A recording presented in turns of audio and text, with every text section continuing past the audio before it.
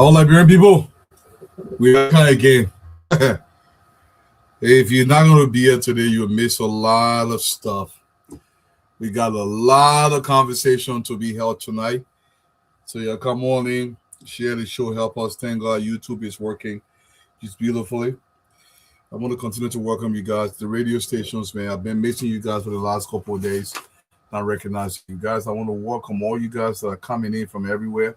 I say you're welcome, you're welcome, you're welcome. Thank you for joining this afternoon. We got plenty to talk about today from Liberia. It is a great day to be alive today. It is a great time for this country. Fina Bono is going to jail, something that should have happened months ago. The jurors that tampered with the case against the Liberian people, they are all going to jail. Samuel Tuwai is going to be reheld. Samuel Tuwai is supposed to be in jail right now, if you ask me. But I guess it's not perfectly legal. Yeah, let him be outside, but he's making a lot of big mouth. And then one of the greatest things for the future of our children, a massive, I would say very minimally. I know the police has now released the total value of this drug that was busted in Liberia. But my guesstimation, given what I've seen, it has to be north of $150 million. Easy. North of $150 million. This facility, it was literally a laboratory that was manufacturing drug. I'll say personally, not for the Liberian market, but it's a staging location to be shipped overseas. I want to welcome you guys. I want to welcome all of you, wherever you're coming in from. Progress is being made. President Bouaka made some promises. President Bouaka has kept those promises to pursue the issue of drugs across Liberia. No stone will be left unturned. President Bouaka made some promises. President Bouaka continued to fulfill those promises. And we are grateful for that. Thank you, Mr. President, for staying with what you made, with what you promised the Liberian people, that no matter what, you are going to pursue the issue of drugs wherever it may be hiding. You are not going to be silent on this issue. You are going to go after anybody who's in Liberia, anybody who's hiding anywhere, anybody who's bringing drugs to our country, anybody who intends to harm the children, the future of our country. You are not going to give them a space in Liberia. And the president of the Republic of Liberia has kept his pledge. It doesn't matter where you are. It doesn't matter where you hide. The people of the Republic of Liberia, spearheaded by our president, that we will pursue the issue of drug wherever it may go. This is a glorious day for Liberia today. I want to say big shout out to the president. Big shout out to the president of the Republic of Liberia for thinking and continuing to protect the future of our children. These people come to our country and their aim is singular, is to destroy the future of Liberia. And President Bouaka has said he will not allow this to happen on his watch. He will do everything humanly possible to make sure anywhere there is drug in Liberia, he's going to pursue it. President Bouaka says nobody will be spared in the fight against illicit drugs. Most of the drugs are in the country today were mostly brought in. The men and women that are coming to our country to manufacture this stuff in Liberia, most of them came in under the previous administration. And we will continue to thank President Bouaka for putting these men on their faces, arresting them. They must leave our country. They must leave. The cartel must leave this country. There must be a future for our children. There must be a future for our children. It'll be a little bit controversial tonight. There is a picture going out there. There's this guy standing next to the CDC people. Somebody say he looks like one of the guys that's actually were busted today. I don't know 100% whether the guy looks like them. I don't think so. I hope not. And this guy is one of the guys that is funding the CDC party headquarters. And I hope he's not a part of this. These are the guys. Somebody say he looks like this guy when he's not has not dyed his beard. But what these guys intend to do to our country is to entirely destroy the future of our children. Those are the material you're looking at. We don't know whether this is fully manufactured yet. We are not 100% sure, but I'm pretty sure when the police have their press conference, they'll be able to tell the Liberian people in detail exactly what is going on here. We want to continue to welcome our people, man. Y'all, thank you plenty for coming in here today.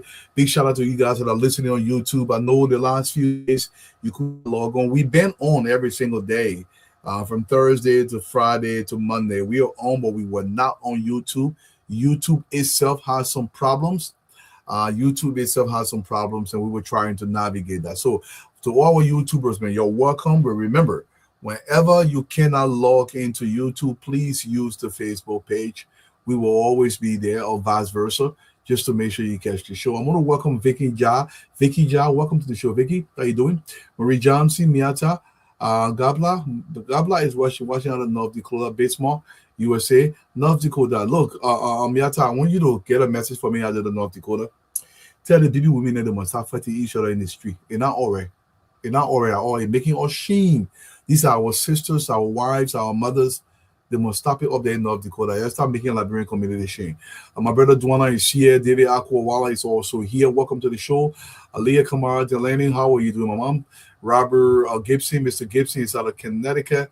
Follow Samalu is also here. G Girls Pa is on a duper roll on Painesville. I saw something on Facebook today on D Girls Pa. They say when paying girl rent, duper roll, you must stop. Because the way you're paying for, that or one living there, somebody else living there. Like that messy I put in other digger, don't come for me. Abu Sheku Sako, Mr. Sako, how are you doing, my brother? Welcome to the show, Marcia Snarling. Welcome, welcome. A lot of stuff happening in the country today. I am excited. It is a glorious day to be alive, to be Liberian today, because guess what? Liberia going in front. Liberia going in front by way. Let's listen to the IG very quickly. Seizure till now. So now what we're going to do is to detail it, weigh it, attach the value. Then we'll have a detailed press conference. But this is just what we asked the public over the last few weeks to be patient. Investigation was ongoing.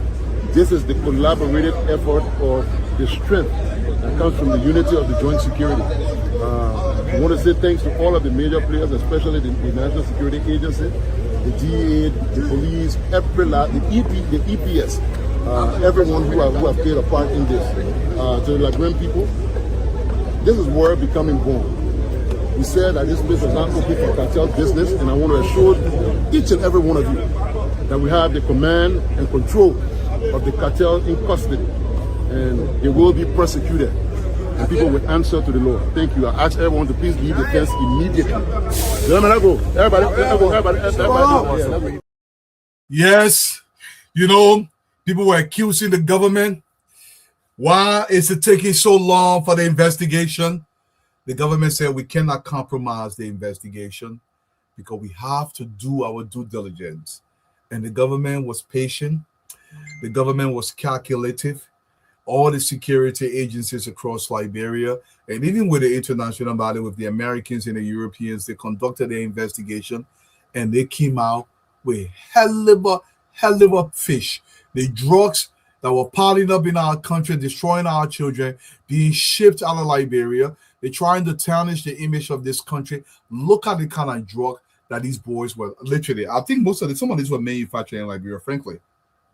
I think the building that they were in, actually, I would say that building technically was I would call it a laboratory where some of this stuff was being actually manufactured, if you ask me. I think they were trying to manufacture some of the stuff out there. And I wouldn't be surprised that some of that was actually being manufactured out of that location.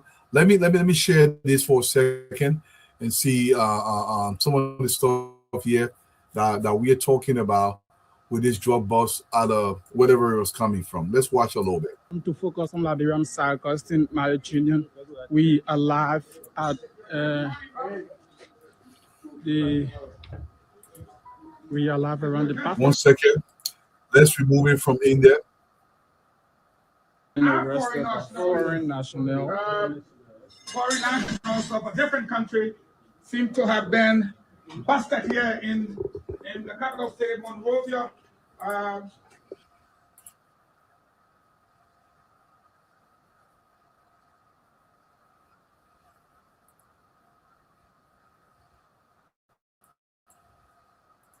What there is a huge drugs bust has been arrested a foreign national. Foreign nationals of a different country seem to have been busted here in the capital state, Monrovia. Okay, so I don't know, there's a little slack back there with this stuff, so I'm going to remove this from the screen until it actually resettles it, and we're going to come back to it. Let's do this before we go back. But yes, I know most of you guys have seen the video. We still have to show the video as to what is transpiring in the country. A lot of drugs. This is so much drug. Let's listen to the information minister a little bit. Country as a place that they can use in getting over to their final destination drugs that they want to get there. Our government has been keen on dealing with that.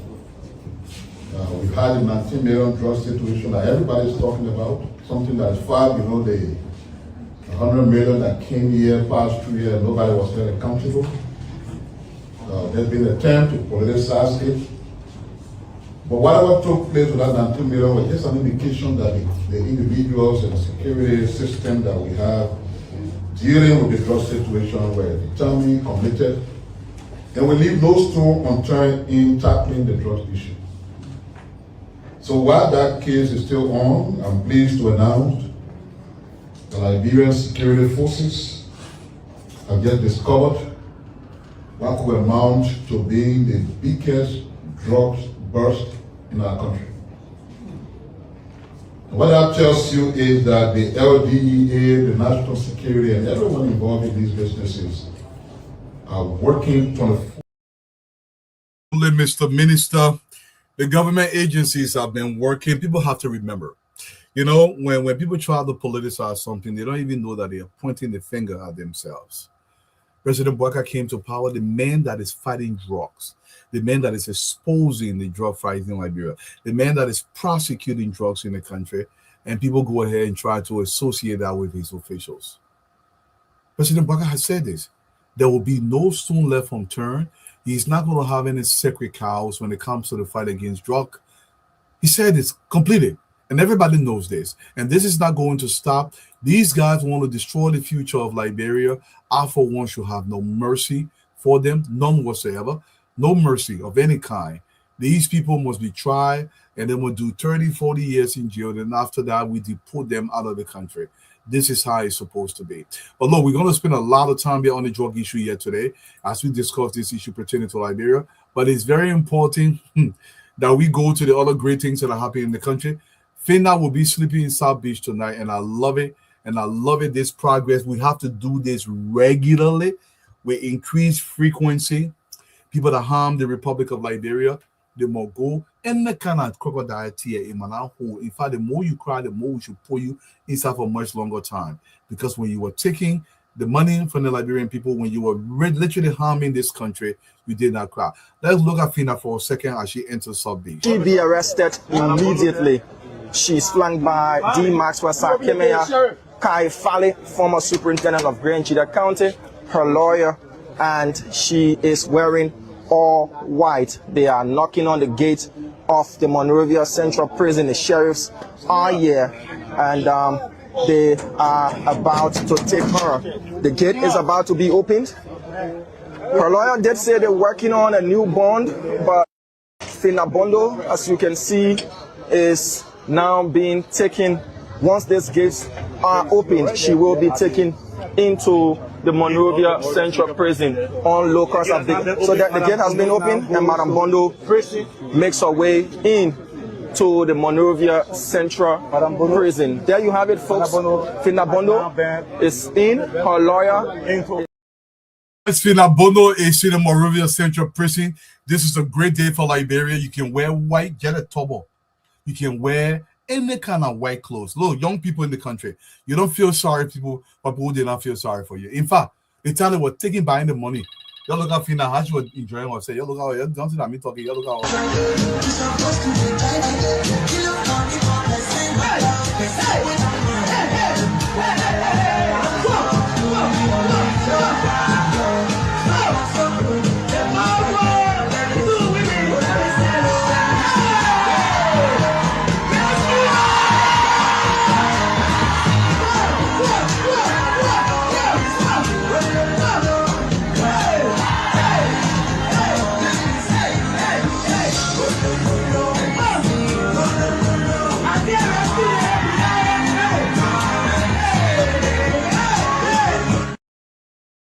the kind of person you feel sorry for?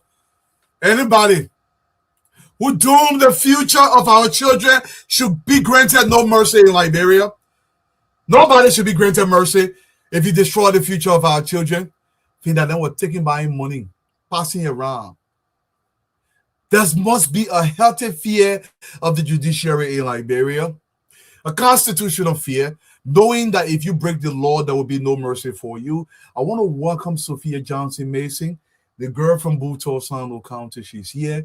Welcome, Sophia. Michael GB, welcome to the show, my brother. How are you doing out of Buchanan? Welcome to the guys out there in Buchanan. Abraham Bengu, welcome. Thank you so much. Agnes Bestman is here. I want to see Jerry Boykai. Mr. Boykai, how are you doing? Thank you for joining this conversation. Remember, Liberia must multiply above the typical. Grant no mercy to anybody who did not grant mercy to the future of Liberia. Becca Moba is here. Marcia Snoding. Roberta Kai, how are you doing? Welcome. Filming Masakwe, Mr. Masakwe. Madam Masakwe, welcome to the show. Mimo Jones is here. Mimo. Poka Pokolo, Abu Siku Sako, Mr. Sako, Samuel Jackson, Emmanuel Jackson, rather, welcome to the show. Jerry Dubley, my own brother, what's going on with you? I want everybody, God of Time, More Grace, welcome to the show. God of Time, More Grace, how are you doing? Everybody is. So remember now, Liberia has suffered for very so long, and if the law is beginning to take its course in our country, this should call for total celebration. They should not call for amen. There should be no amen, because there was a period where these people did not have an amen mentality for Liberia and its future. Anybody will not get amen mentality for Liberia. We should not have amen mentality for them. And the reminder will continue to come. We are not going to stop, because this country must live. It is a great time to be alive today. Liberia just took 3 steps in front today. 3 steps. Liberia took today. Let's listen to the most educated lawyer in Liberia, Kofi Akwa. He is not. It's a joke. He claims to be, but he's not. Listen to him. What I'm saying here is the verdict that was returned. Samuel Tue is a free man. To destroy that verdict is a Pandora box opening for the government. Why? Let me tell you the danger of what happened here today. In the future, if any other government, I'm not saying the government, but any other government has a case and interest in a case, and then they want a particular defendant to be guilty, and that defendant is not guilty, they can look for 1 or 2 persons among the juror or any other person to file a complaint of this nature, of jury misconduct and jury tampering, and they will conduct the investigation and revise that verdict. That is the clever attempt to undermine the clause in the Constitution we call the principle of double jeopardy. This is the danger. First of all, Arthur Johnson loves to behave as though he's the only person that have read anything, even though this man is far from a well-read individual. The issue of double jeopardy does not attach to a case. It only attaches if all the applicable laws have been met in accordance as described by the legislature or as described by the penal code that you're falling under. So you cannot attach double jeopardy, and our law is very clear. If you tamper with the jury, the case can be reversed by the judge and it can go for retrial. This is not anything new. It happens across the globe. Here in America, the law that we've copied, it happens all the time. So Arthur Johnson just comes out there, spews garbage, and you would claim he's a lawyer. Somebody will say, oh, you're not a lawyer. That's not true. The law is not some magical thing. Anybody can read and understand. In fact, the law is written so the common man can understand it. There's nothing new here. You intentionally, conscientiously tempered with the jury, and you expect a verdict to stand so a criminal can walk scot-free. We will not accept this. In fact, when Samuel Tue was dancing in the money, when they were taking the Labrampo money, yes, Samuel Tue, he was dancing. Look at him.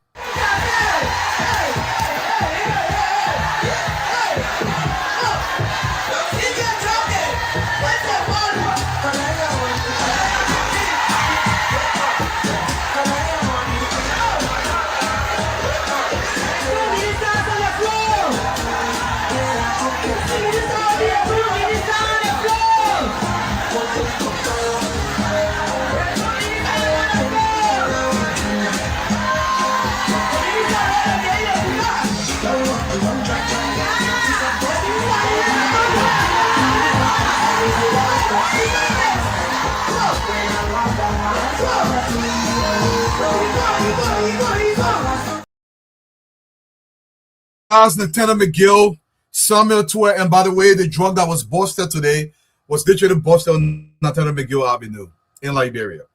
And I want to also say this. Look, Samuel Tour claimed he gave 50,000 United States dollars to the current vice president of Liberia when he during his campaign. He also claimed he gave $30,000 when the current VP's father passed away.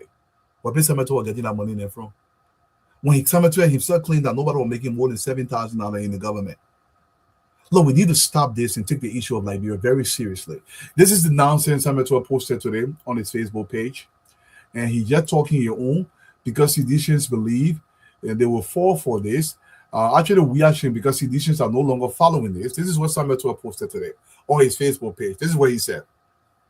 Today, Liberian justice and democracy took a gigantic step backward, but men are prepared to resist this slide into anarchy.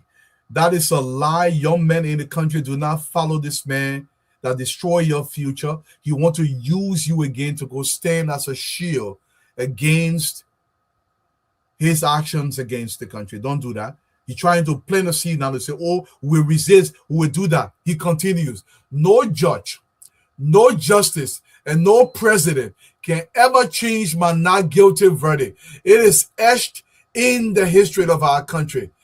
That kangaroo face farce, handed down today is just that, a kangaroo ruling.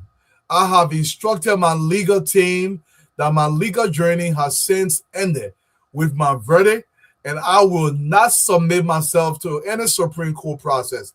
As such, they will file nothing before the Supreme Court.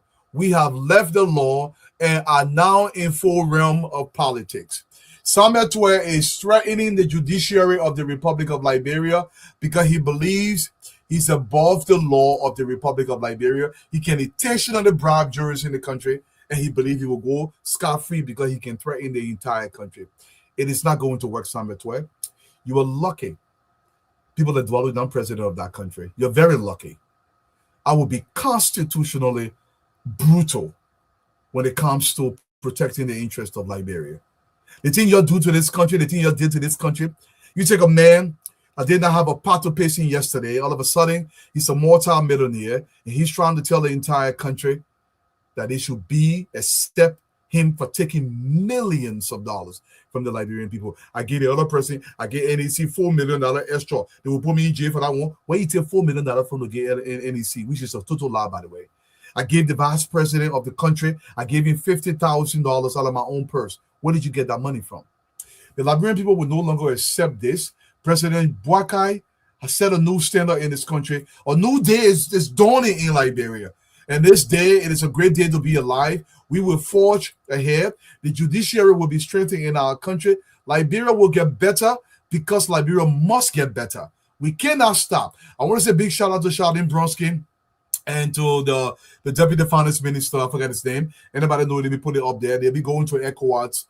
They already been accepted. We want to say a big shout out to them for their what they call it, preferment or whatever they call it. Congratulations to them. Big shout out to all the guys out there. I want to continue to welcome you guys here. We'll be starting the show on time today just to make sure. Priscilla Clinton, welcome to the show. Zanga Davis, how are you doing? The judiciary must work. It must work without fear or favor. No fear, no favor. Samuel Toure cannot threaten the Republic of Liberia. No, he must not. I want to recognize the radio stations from across the country.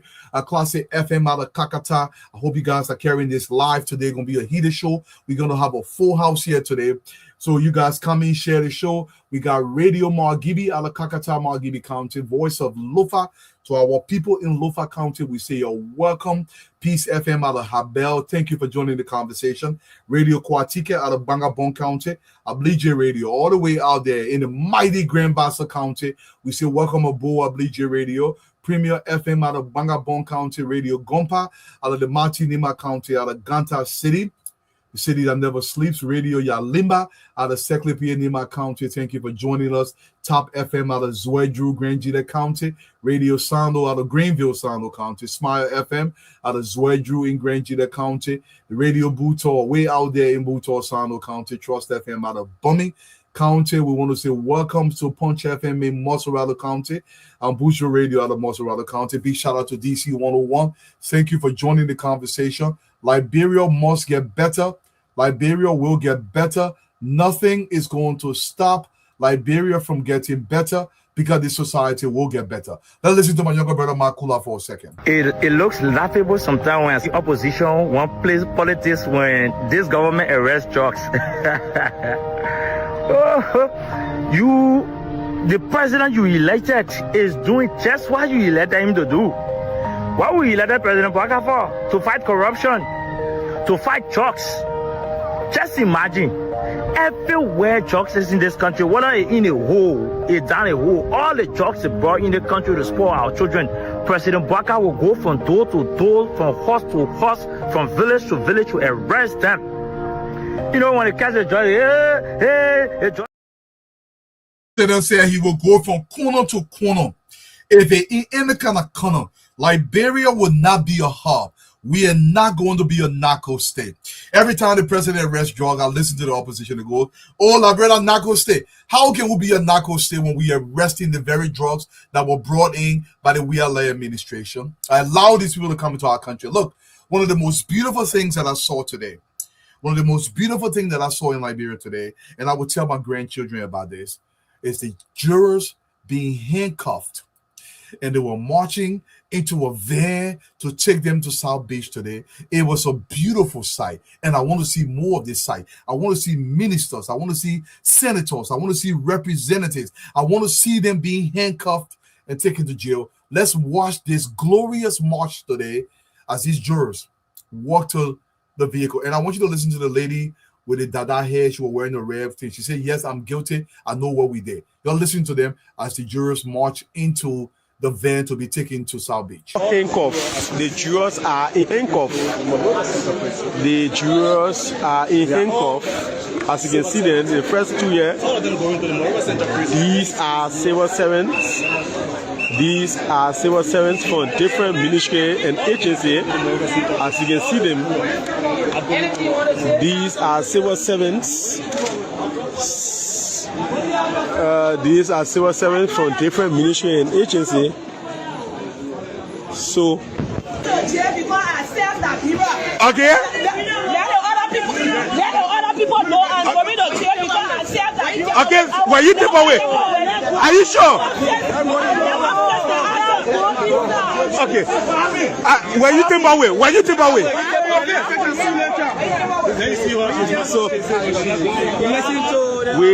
we still got 2 to 3 others. I'm still a very young person. Yes. These are civil servants. Are you satisfied with this, sir? Are you satisfied with this? Are you satisfied with this? You guilty? Okay. So you listen.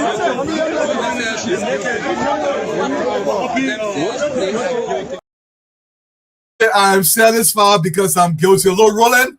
Yama, today that's South Beach Day. My brother, today that's South Beach Day. I want Liberia to have every day as South Beach Day.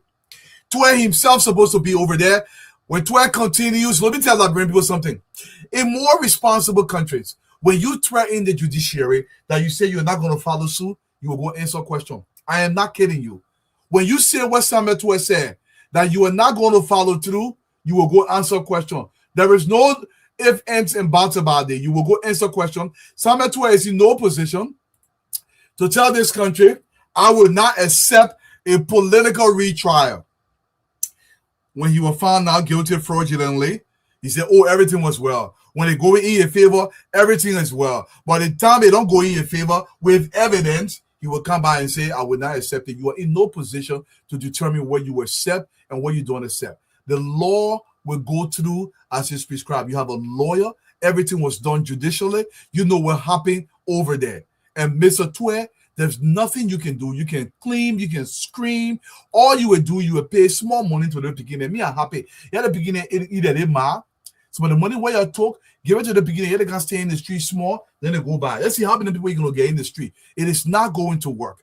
This country will develop at all costs. President Baka, we want to thank you today. We want to appreciate you today.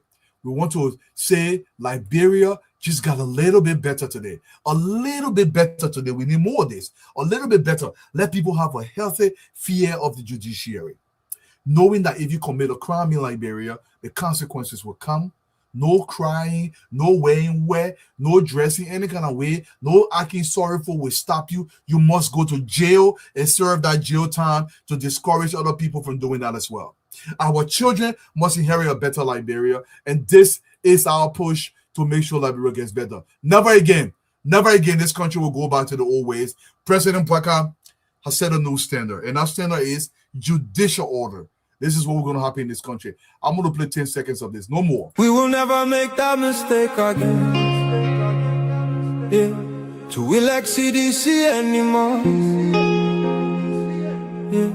They said pro-poor but brought more pain. Now JNB fixing what they left in shame. We will never make that mistake again. No more suffering in Liberia. We see the truth.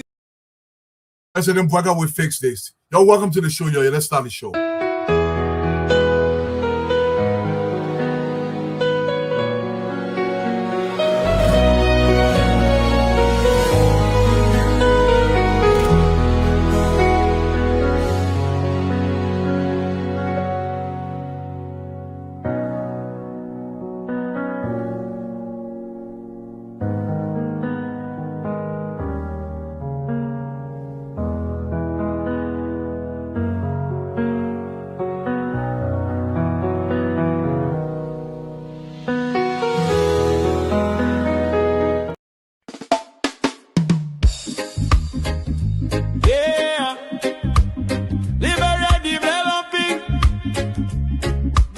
Class Reloaded, the #1 online show that brings the truth.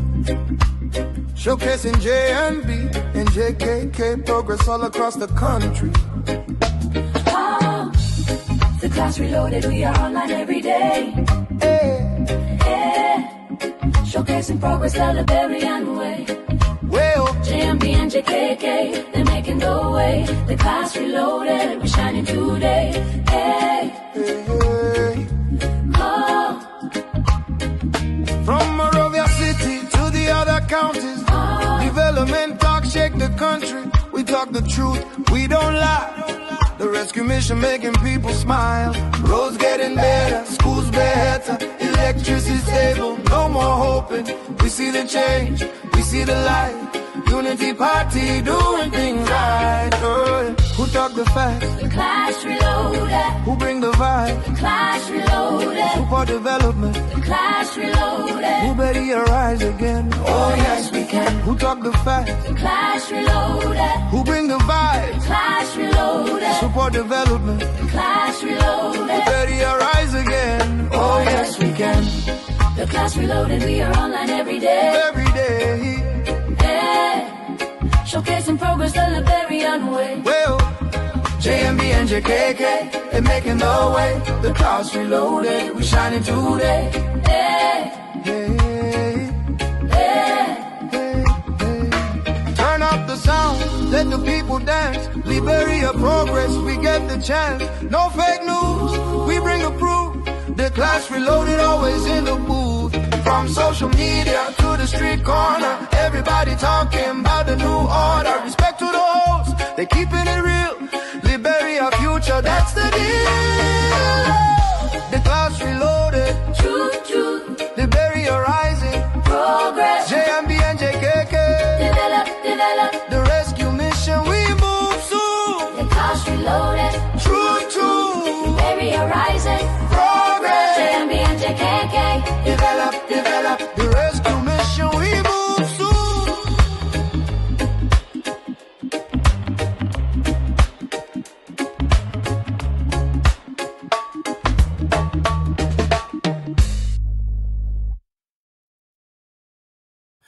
LRB rising. We are making progress in the right direction. My name is Ensu Dwalu, and Liberia forces ahead. It is a glorious day today in our republic, called it South Beach Day. Do you guys realize that the beginner in South Beach can listen to the radio? To all my beginner in South Beach that listen to the radio, big shout out to you guys, man. Great celebration. You got to remember one thing. Y'all will be getting a lot of guests but our BB guests. But I'm gonna make sure they clean the chimon bucket in the corner. Let they don't wash the chimon bucket. Let it take care of the chimon bucket that in the corner. Liberia has to get better. We have to discourage this in our society. This country will get better at all costs. I want to welcome you guys. We got a full house today, gentlemen. People are coming in here. We'll have all 10 people live. Welcome to the show. Remember, if you're watching, make sure we stay within our time so we can go around the horn because we'll be plenty of there. Honorable PR, welcome to the show, sir. Honorable Nangwe, how you doing, sir? My brother Blair, welcome to the show. How's everything with you, Blair? How with you, Mr. Blair?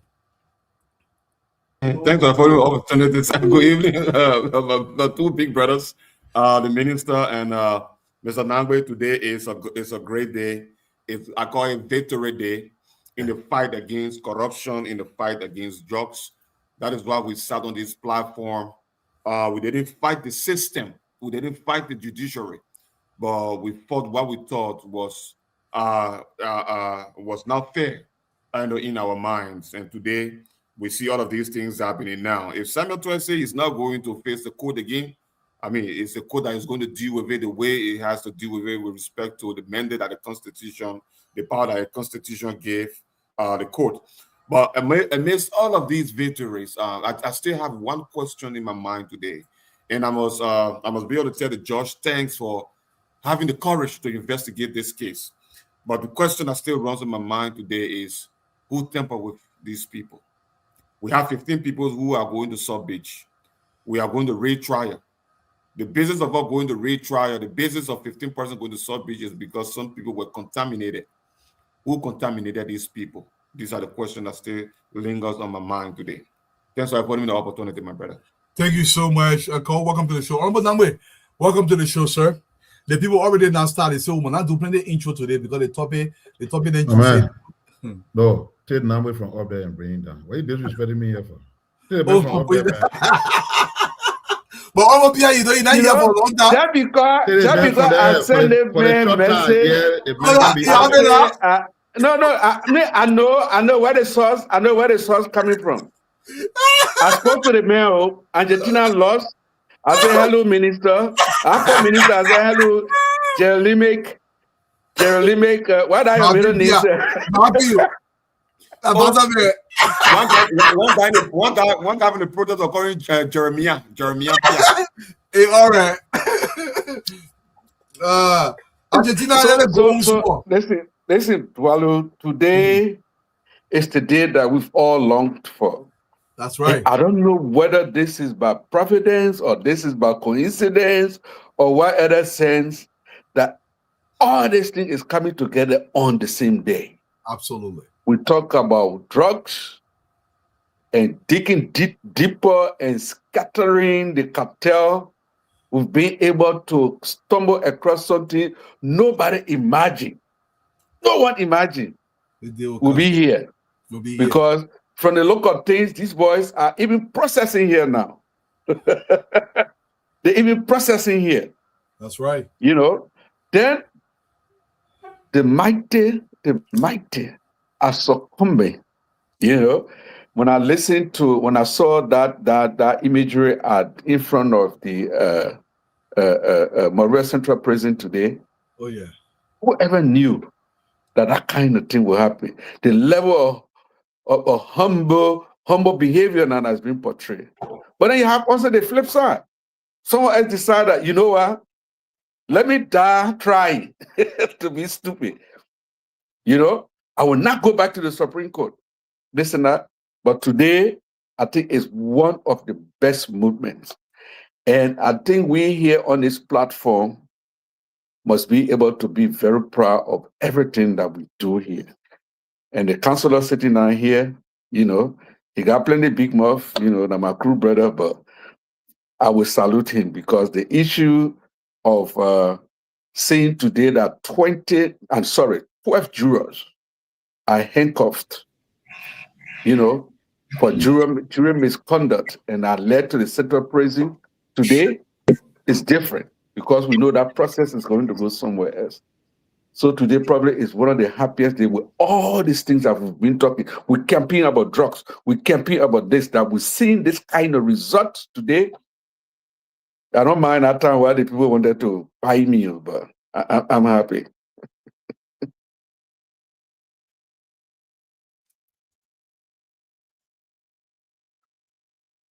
Dwalo, you're muted. Nobody hearing you. Only Dwalo, you you are hearing yourself. muted. Honorable Pia, welcome to the show, Carl. Welcome, Honorable Ma.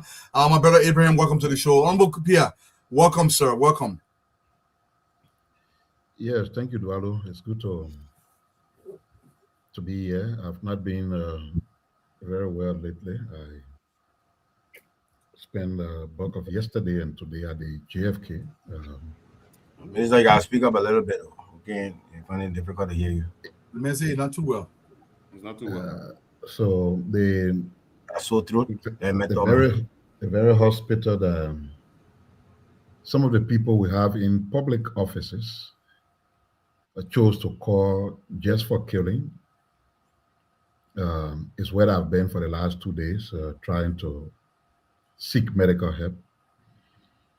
And that is why part of what I did today at my press briefing was to call out people who got no regards and respect for some of our citizens, professional people who are doing all within their power to contribute to the good of our nation.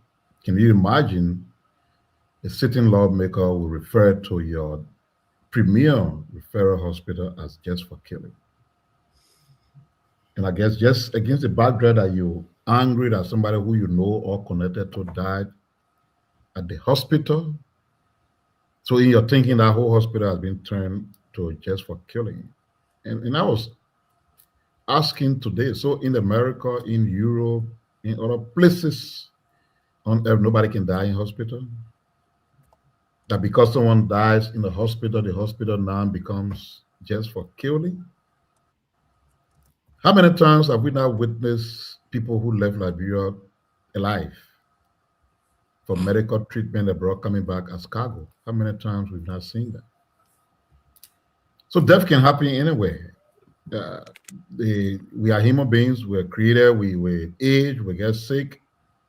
And there will be times when you take your sickness to the doctor, they will not be able to help you and you will die. It doesn't mean that they are there for killing. It means they've done what is medically possible and you still just couldn't survive. If they could solve every problem and avoid death, then nobody would die on earth. It's good to be here. Like I said, I'm not well, but I thought to just stop by for a while and be a part of some of the conversations you want to have. The drug issue, I know there were many of you here who were very critical. Others questioned the way the exercises were being conducted. I know Ambrose was among the fearers of people who have very strong feelings. And we did say continuously that we were into something that was beyond just working on a $19 million drug bust. That we were aware that the cartel was entrenched in our country and that whatever we were doing was not just tied down to funding the corporates as far as the $19 million drug bust, but to move to the point of seeking to dismantle what we know was an existing cartel. Think about it a bit, all of you here. We hear from the investigators later the quantity and actual confirmation as to if it were cocaine. We broke the news at the press conference before the police went to the scene going live because we were briefed. And the substance needed to be investigated further. We'll know by tomorrow to know what exactly it is. We'll find out the quantity. And we'll establish the market value. But even in the absence of that, just from what you've seen with your naked eyes, it should ring a bell to you. What do you think led to that? These investigative processes that were on, that was being politicized by people in other quarters, was targeted and intentional. What you saw today is part of the fruit and many more fruits to come of those efforts. The president did say our country will not be used as a transit point for people who want to traffic drugs. This should say to you that the president meant what he said and that the government remains committed to ensuring. We don't say you will not bring drugs here. have a porous border. Those kind of substances you saw, nobody will put it in one tray and bring it all together. They may have been smuggled little by little and assembled to where they were. Maybe you could succeed to do that. But because this is not your destination, we are ensuring that we prevent you from getting it through us to your destination, but to also ensure that those who are behind these kinds of situations are brought to justice. So if there were people doubting that we're serious about what we intend to do about drugs as a country, as a government, this is a tip of the iceberg. Our security forces are on their allied. There may be some development eventually that could be equal to or greater than what you see today.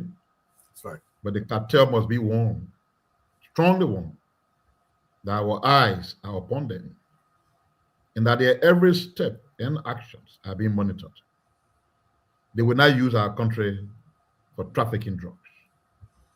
We trust the men and women in our security sector. Yes, some of them have been bullied so badly and made to appear like criminals themselves. People helping us to track down those who want to damage our country. Absolutely. We're being treated like common criminals. But we like the fact that they remain unmoved. They kept their resolve. They are keeping the focus. And they are doing some of the things you see. We said we're not doing this alone. We said we're working with our international friends. Yes, some saw it as just mere words. They didn't believe that. Believe ye me, that our friends are with us. Intel and other things that we using to get to some of the places we're getting. It's a combined effort of our national security expertise and what our friends in the international system have agreed to do upon or along with us. So if anybody had doubt about where our country is headed with the drugs, I passed by this evening. I wouldn't have come ordinarily, especially considering that I'm not well. But I passed by there even to assure you that you chose a group of people to lead your country. They are now experimenting. They are people in every sphere with vast experience. They know what it takes to run a government. They know what it takes to run a country. They know what is good for the country, and they are committed to doing just those things. We know you've seen all the development. Same long before we can even be approaching the celebration of our independence, we've paid all our public sector workers for June and July, ever since. We're making our system to work all over again. Keep the trust in us. And for Ambrose and others who have some concerns about coordination and the way it was approached, as the head of government communication team, I have been insisting all day. And that is why we were even the ones allowed to break the news before the journalists went on the tour.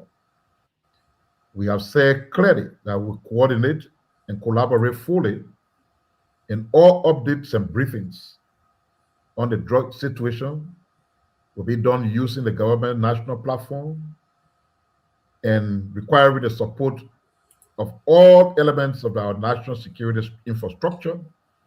We continuously assembled at the platform as the government, no matter who says it, gives regular updates on where we're headed.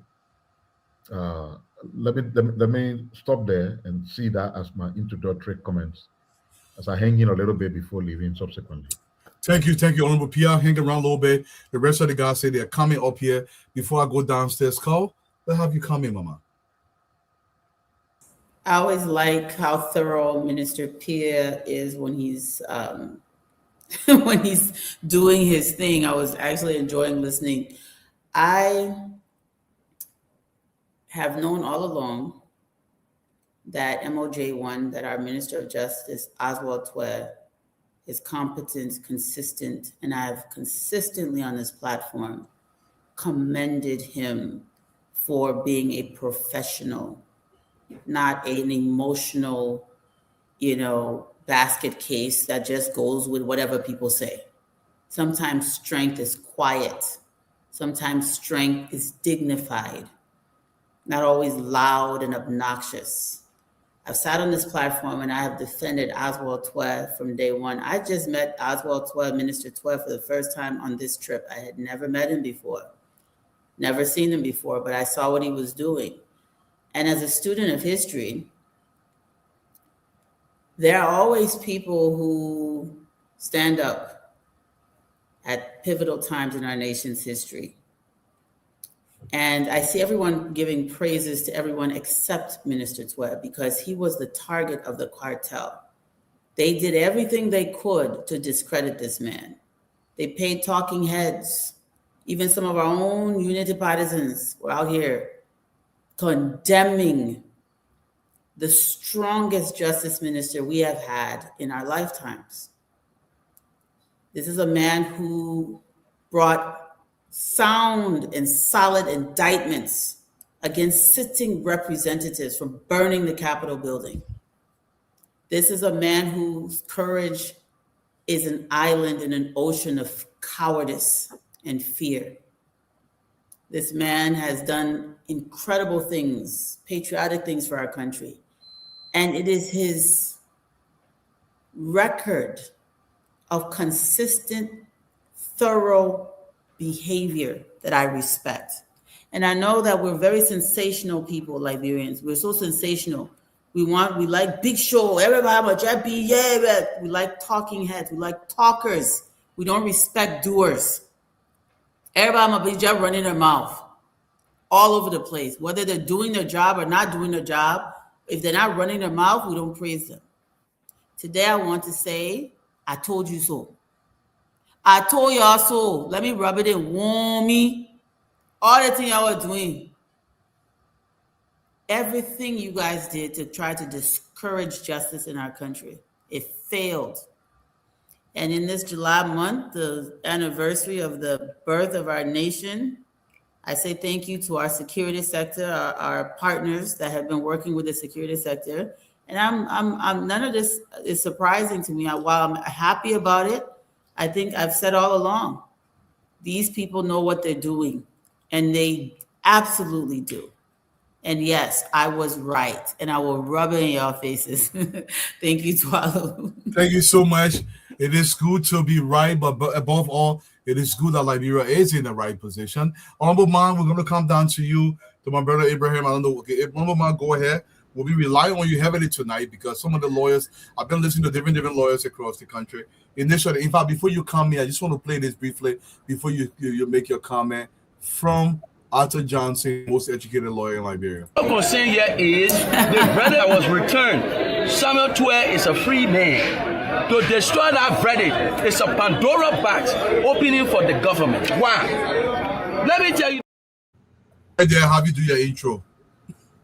What the Pandora box? I just want to say. Let me say good evening to everybody on the panel, the minister, to Carl, and to my colleagues, to my crew brother who can be scared to turn now. And to Mizzy, and to you, Dwalo, let me continue to thank you for the work you do for our country. But importantly, I always like to say the most important people that for which we come here are our Liberian citizens who are at home and abroad, who follow us religiously. And let me say good evening to all of you. And because the agenda is loaded today, Dwalo, I don't think I will make an opening statement until we can get into the matters for today. But it is an exciting day today, and we look forward to discussing these issues fully that are on the plate. Also, I'm going to remove my cap. Hey, man, I brought cap. I put my cap. But same now we wear a cap. I can tell you to take it off. Okay, all right. Now my boy here on BC, they call him here, my shang. I hope our boy. But same now we wear hard. You can talk it. All right, I take it off. Everything I join you too. I join you. You know what I mean? The whole week I told the in this Philadelphia, I'm going to be wearing my Republic of Liberia all day. So, all right. Mizzy, you can go ahead because Dwalo is on. Mizzy, go ahead. Mose, you are muted. Mizzy, you're muted. You got to unmute. Let me see on me, brother. Yeah, all right. To recognize one of the panelists and that is on the show tonight, Big Brother Jerome Pia, Cole, and the Sen Mangwe and Councilor Mine. But to our Liberian citizens who are our followers and who are listening tonight, what is on my mind has to do with the issue of fighting corruption. The issue of fighting corruption, and I strongly believe that, like I have said on the panel, like I have said on the show, that it is necessary that the president recall the LACC boss. But now it have come now to my attention that it will be necessary that the entire full bench of the LACC let it be recalled. Why? Because you cannot be able to hold one person held reliable for the negligence of the case that they were to prosecute. They negligently refuse to do that. So that means that the whole bench should be held reliable. But more often, let me say kudos to all of our security sector, and including the information ministry, because the information ministry have played a significant part in this fight against drugs.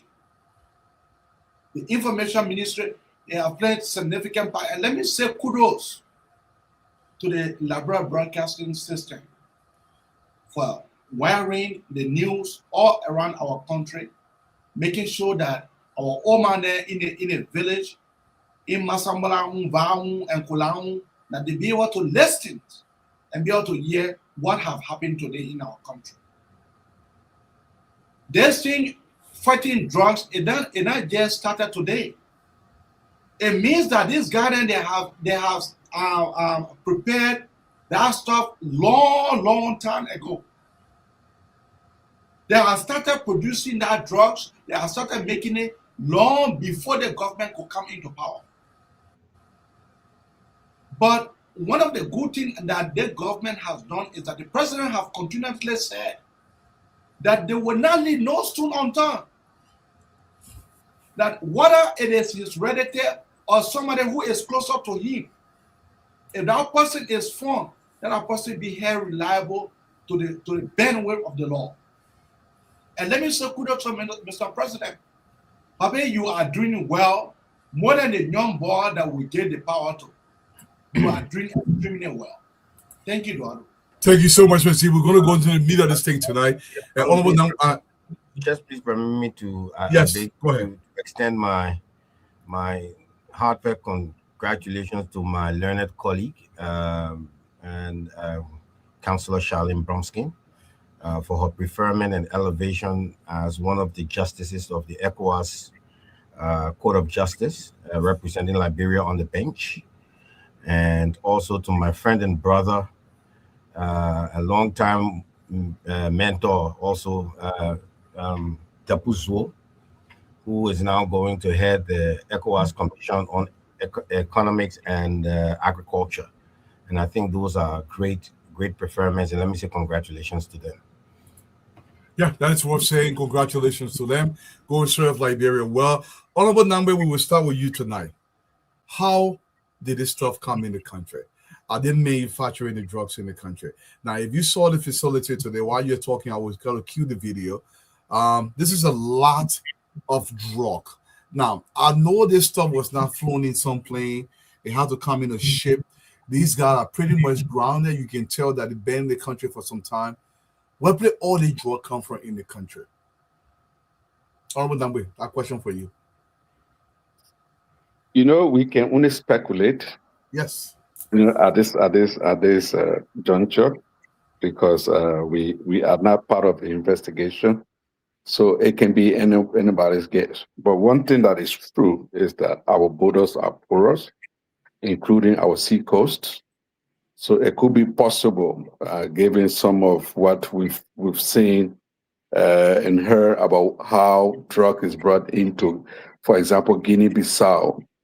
So there are small boats that are coming in from ships, anchor somewhere off the coast that will come in at night and just deliver and go. So that could be possible here. And it could be possible that they may probably come in through our land border, and or you could have maybe fishing canoes, that will get this from ships anchor off the coast. So it's just anyone's guess, but it says a lot about what we need to do about our borders, to make sure that at least we have some capabilities. For example, our Coast Guard to be able to man our sea coast, and those kinds of things. So I wouldn't know exactly what to think about. But what is concerning to me is just the bizarre nature, and how these people were brave enough to that scale of operations just right there in a regular community. And what that says to me is that there has to be an arranged protection from a higher source for people to just come and be brave enough to set up like that. When we pay attention to what's happening in other countries, this kind of operation are hunted probably in the jungles, or some obscure place where there are limited interaction with people. But these people are operating in an open, just in a community, in a compound that they leased out, and so it's important to understand what, someone will say, what were they depending with, to be able to carry all these kinds of things, because I just can't. There has to be some reliance and some guarantee provided by somebody with some powers, and say y'all can do whatever we will do. The other thing there too is that will have require a good bit of labor to offload and to package those things. So meaning there are a lot more people that may have been involved in, with some knowledge about what was happening in that place. Because I don't see any serious effort about secrecy, where those things were found just lying about in the closets of the house, the living room, and the kitchen, and everywhere, just laying up there. It says a lot. It says a lot. So the cartel, I think, is at work. Some people are suggesting maybe this is a part of what the 100,000 dollar drugs. It's not quite clear whether that consignment was destroyed. I asked that question sometime on my page. Nobody knows what happens to it. So it could be, part of that, or they've continued to bring this in. But the bottom line is that what we see today is a result of good intelligence. It's a good result of good investigation that we put in a lot of man hours to be able to have someone to provide additional information that has led to this arrest. So when the police say that they need time, you need to give them chance to get to the bottom of these things. Until now, we see evidence of why it is not really the right thing to do, to just rush into charges and these kinds of things. But thank you to all of those that were involved to make sure that this is happening. Yeah, we gotta say big shout out to the security agency of Liberia. Pia, I want to come up to you because yes, my thing. I know Liberia, given the kind of drugs we have here, Liberia does not have the market for this drug. It appears as though Liberia was a staging location, or is a staging location for the exportation of this drug. Like the Honorable Nangwe said, we just speculated because we don't know the detail. Now, this is an awful lot of drug for a country that don't have any kind of money. Why do you think they would choose Liberia, or is that even the right question to ask? And how are they so confident to bring this much drug into our country? Honorable Pierre. So we got to be careful on how we have our own conversation on this issue, so we don't necessarily fall into the shoes of those who just did not want to give our security forces a chance to do their work. There's a lot to untangle, Dualu, and you and I cannot do so just by sitting on our platform and having conversations around it. That is the reason why the call was always made to give the security forces the chance. It's not sufficient to just be discovering the drugs where they are. Part of the investigation will also include trying to trace possible routes and sources of these drugs that have been brought here. We cause a little bit of trouble and make people to put themselves in place when we start to publicly speculate on where we think it's coming from, what is happening, especially in my capacity as a spokesperson of the government. So all I could say about that, one could say outrightly that the origin or source of these huge catch could not be here. We can say authoritatively that it has an origin that is different from here. We can also speculate to say, basically, we've been targeted as a point of transit. There could be so many reasons why you could be targeted as a point of transit. I mean, and we saw one of those reasons during the 19 million drug situation, even though we caught it.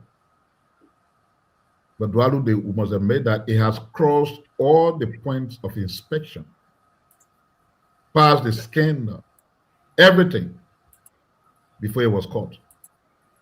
But we can also reflect further to say, but isn't it true that $100 million worth of cocaine passed through the country before the current administration? And I think it was Namwe who was just saying, eventually we didn't know what happened to it. We know that it was arrested. We know that people, the wrong people were sent to court. They walk away free. The actual people left. But $100 million worth of cocaine, we don't know what happened to it at that time. We have all the evidences that they were destroyed. Maybe we don't. So there's a history that it's come here before. That's an embodiment. If they've done it before, they continue to do it and they get embodied and say, but this is an easy target.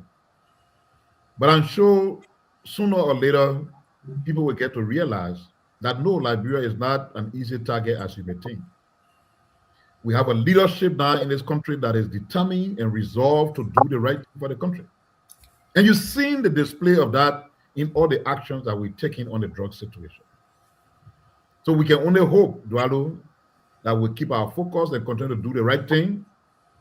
But I certainly would not want to speculate on why and basically the question you asked. Okay. I see your security veteran coming in. I don't know whether you're inviting for the drug. Maybe you will have more to No, offer. I mean, you will have a stake. I didn't expect him to be here tonight, but you know, sometimes people find the time to be here. Yeah. Fatima, So, welcome. Honorable Samukai, if you can hear us, welcome, sir. I think he's freezing. Yeah, he's freezing. Dualu, I think we were scheduled to discuss the yellow machine issues. The yellow machines, correct. But I think unfortunately, because of all the things that happened today, Chief, you gotta sit on that soya man that I know, man. I think people did not inform him of the arrangement with him. Did not inform him that the man answering the question himself. So the man answering the question. I mean, they're not ready. But anyway, I can make a comment and then leave you guys to carry on. No, they're ready. I think they're ready. You can have some time to talk about it. I think the drug issue is the major issue that I think need to be addressed, and maybe the yellow machines. We can take another day tomorrow. But you give an overview of distribution. Honorable Samukai would be great. A quick overview on the distribution. No, but what you are saying, you got to pay attention to it first. Don't forget that he's one of the Mujahideen of our security sector. He's saying that we have some insight. The yellow mission, but he wants to make comment on the drug issue. Exactly. So Minister, can go ahead, sir. Well, thank you very much. I think all of the comments that have been made and the analysis being presented by our colleagues are in place. This is not a new phenomenon in our country where attempts are made to try to find a settled home for these narcotics maniacs. But at this stage, they find it extremely difficult because every step along the way, they are being interdicted. beginning from Bullwater side, with the tens of millions or hundreds of thousands of dollars of narcotics that they were caught. Those that are coming in, whether through the airport or through the border points, I think they find it very difficult. And every step they make, they will be caught at the end of the day eventually. And eventually they will be prosecuted. I think it's important to recognize that we need to pay a little bit more attention within our communities. These guys are living in our community. They don't hide. They live in a community like normal. I think we need to continue to support the strategy being ready by the National Security Council. I think you noticed just about a month ago, a new national security strategy was developed. And I think the issue of narcotics took prominent into that particular situation. So what problem we need to finally do now is that the study that was being done on the LDEA by the government and the committee that was set up to review the leadership, the operation, the performance of the DOE and its mandates, maybe very shortly, I'm sure it will be finished. And that should provide His Excellency the opportunity to put in place a leadership that will be very much uncompromising, more strategic, operationally determined with tactics that they can find and blend with others within our community. I think blending that with our international partners across the border, because it's transnational crime. What are the individuals hiding in Freetown? Then we should go to the Freetown government, inform the Freetown government, and present the evidence that we have against these individuals who are becoming a problem, who are becoming problematic for our country. If they're hiding elsewhere in the region, we should find a way using diplomatic approach, while at the same time locally we're taking those steps that are needed to interdict those drugs that are coming. It is becoming more daring, and you know full well, fishing, the importation of frozen food have been shown both internationally and in other countries, and I think also here locally, to be one of the main venues through which narcotics people are trying to get drugs in the country. That's right. How do you bring in 50 million, 100 million if it is not being processed or brought into the country through a mechanism that you find very difficult to do? So I think the effort that have been made by those within the security sector right now, they should continue those efforts, but I think we need a leadership at the LDEA. We need a strategic leadership, not just the operational. Operation is very excellent in order to make sure our investigation, our analysis go into place, but you need a strategic leadership that will provide a kind of partnership that is necessary globally, internationally, and also with our strategic partner in the US and other countries that can help us in the way we've done it. In the past, under President Sirleaf, and even with President Waka, when he and I, when I was in the cabinet, he can tell you, we got these guys nailed in the country and they were deported to the US and prosecuted. We got people from Afghanistan, people from Thailand, people from Sierra Leone, people from Ghana, people from Nigeria. I mean, we were picking them up in this country quietly and having with the cooperation we have with the US and deporting them and being prosecuted. So it is possible. So it's nothing new that attempts to be made. It is nothing new when they are interdicted. What is new is that they're becoming more daring. So our prosecution arm needs to show to them that we are very serious. And I think that's what the president is talking about. I can tell you one secret right now. Right now, with the arrests that are taking place and the drugs that are available, do you know what the drug dealers will be doing? They will send their managers around the world to the country involved to talk to the prosecution people, to see the judges, so that when the kids get to those locations, they can be thrown out. So we got to be on the lookout for that. Why are you trying to catch them? And why you have caught a couple of them, they are going to the judges. They're going to where the prosecution is. They're going to those who make the legal decisions. To compromise them. So we need to review that information now so our people can be aware that any approach that you find, both in the country and in foreigner, or any one of these things is an attempt by the drug dealers to undermine our country, undermine our security system. And what if this is just the few things I wanted to add on to it and to support what the Minister of Information was saying. Thank you so much, Honorable Samukai. You see where I get my knowledge from? Yeah, I'm telling you. You see where I get my knowledge. Thank you, Honorable Samukai. Thank you for shining light into that. I know it's a transnational issue now. Liberia has to really focus on this because we got to dip this in the bud. Cole, let's come up to you. This issue, the drug that is accumulated in Liberia. If you were, I know you don't like estimation because you got to be very calculated. But you think how long it been in the country called? The thing is just that year now. It's been rooted there for a long time. I would surmise. Okay, Well, so oh, sorry. I thought it was. I didn't hear who was calling. Sorry, go ahead. Go ahead. Let him. Okay, so first, by what means is the drug being imported into the country? Is it processed and brought in? Is it a finished product that have been brought in to be finished locally?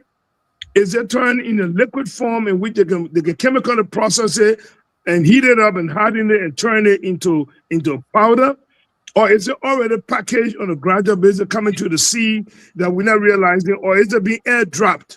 So these are the different kinds of mechanisms that we have to understand. What strategy are they using in place to get the narcotics into the country? So once we can identify that, it makes it easier for interdiction to take place. And I think our intelligence people are working seriously to try to find a means by which they're bringing it into the country.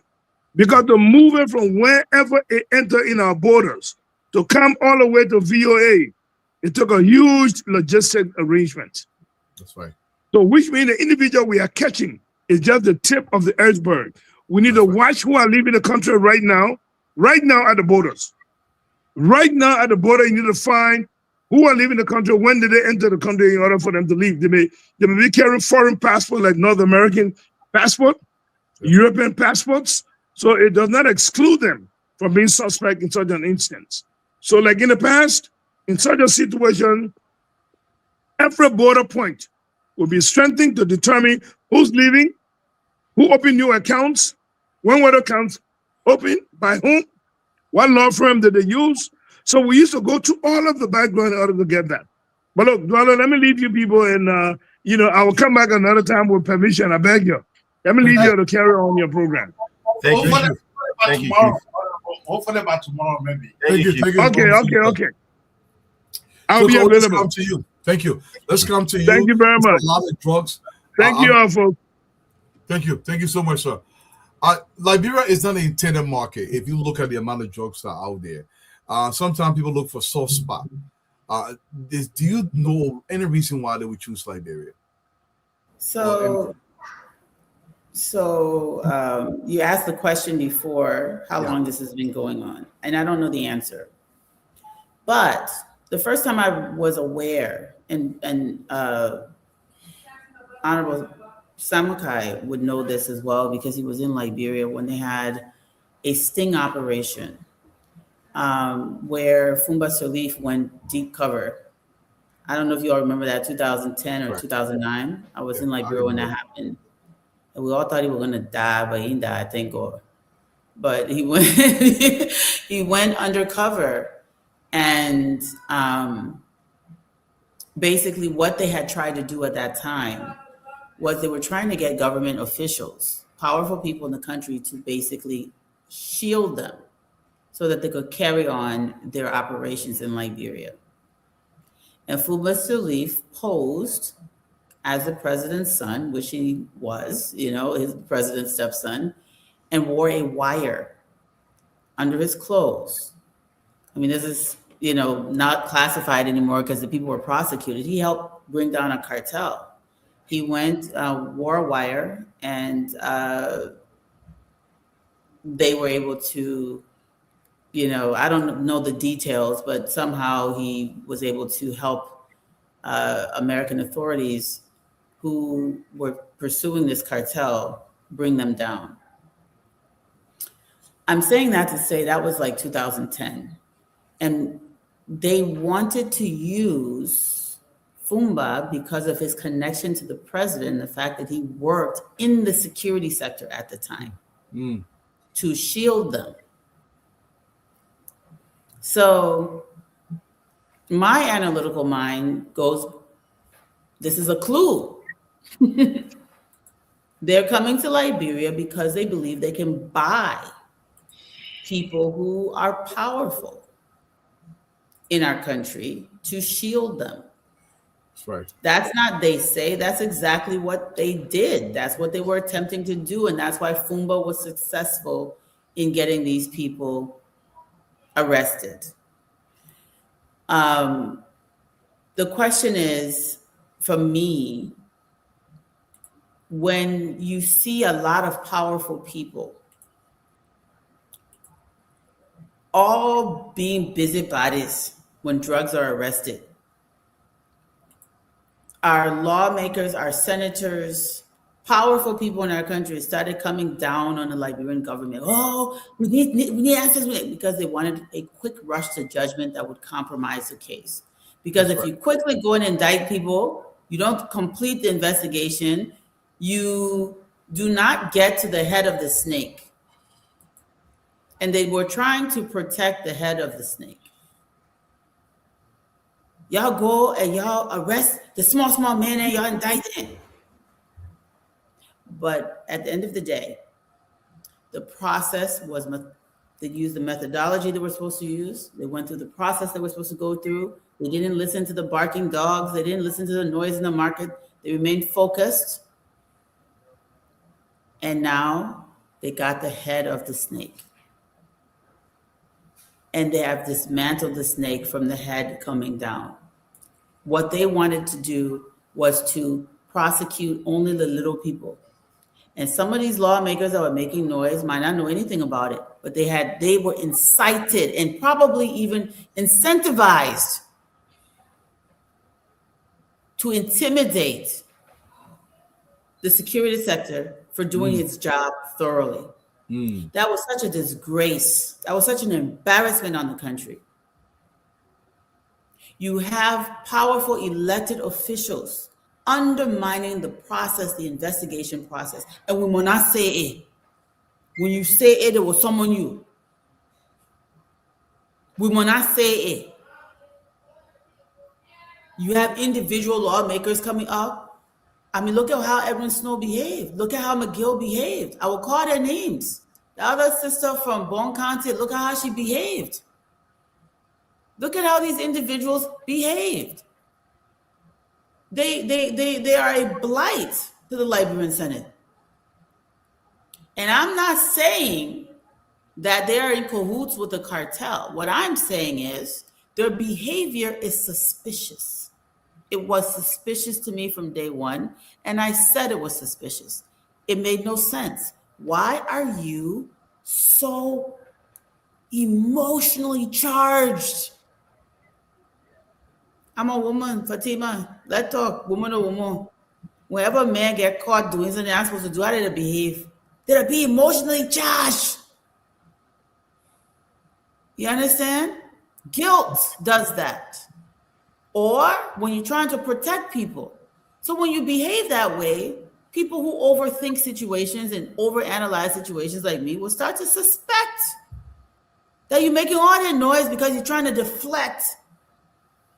And this is why from day one, Dwalu, we have said, let the people do their job. It's not supposed to be fast. It's supposed to take time. Even in America, that operation that Fumba was involved in, it took time.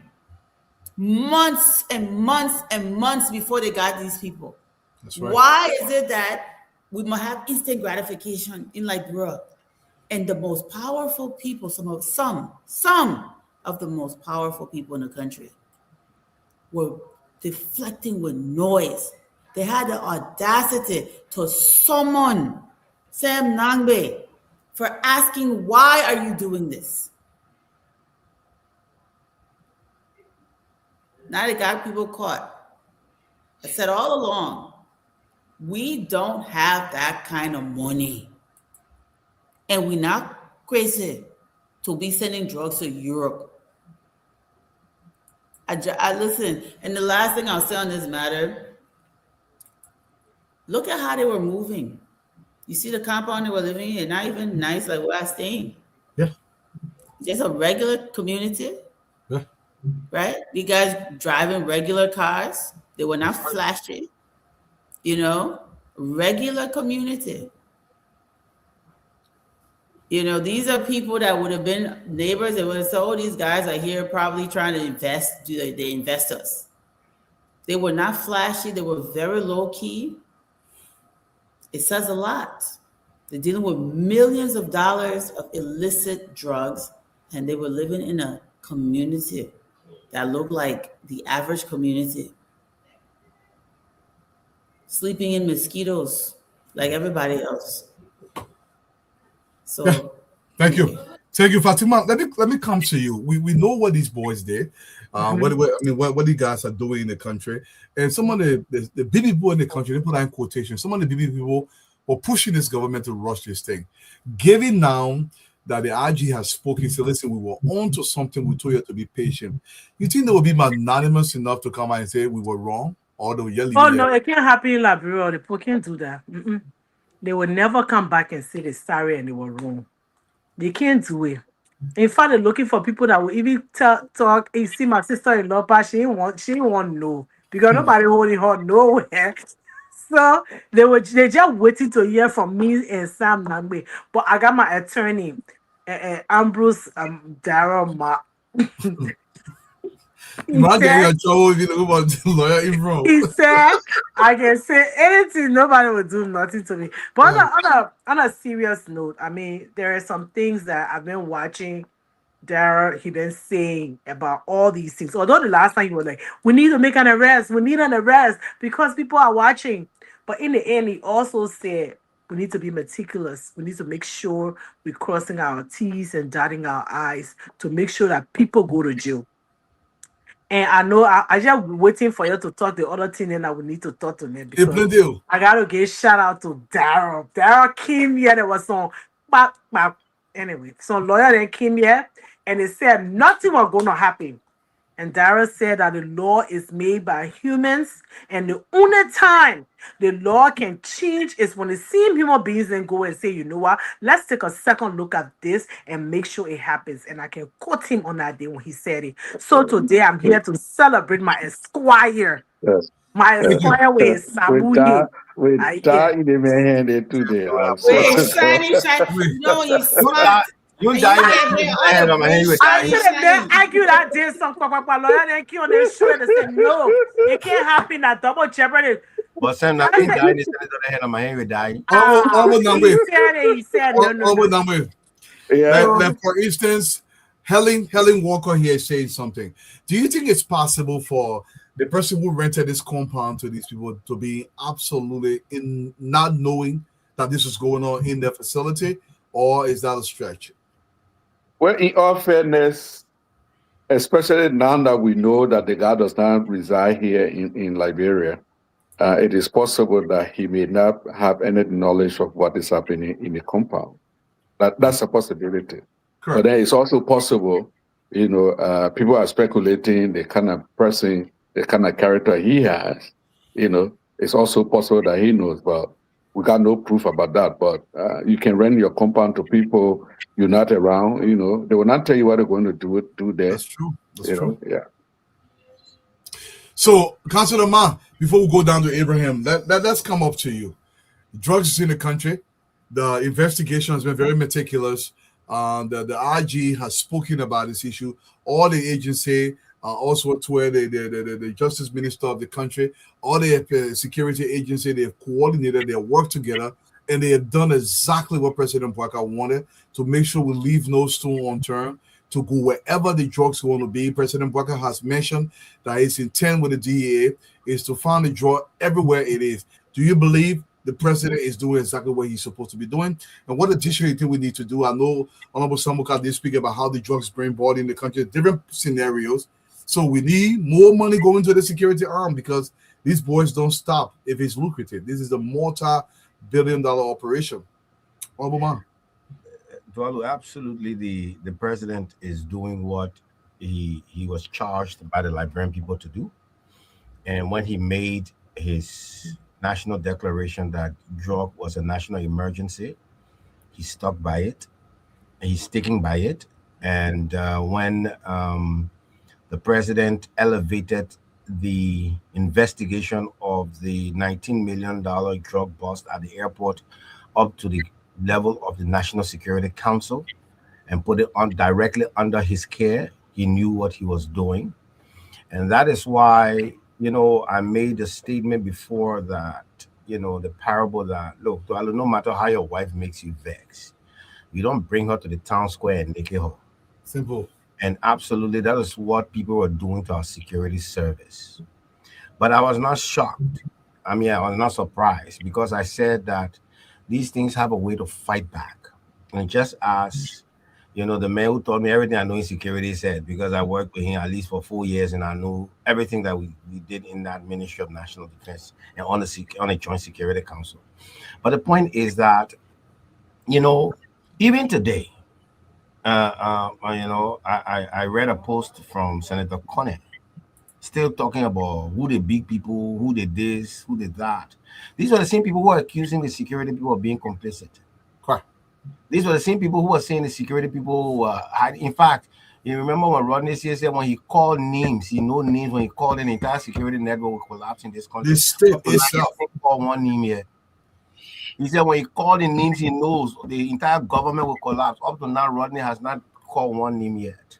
You know, because you see, when you're doing this, it is not only just about arresting people.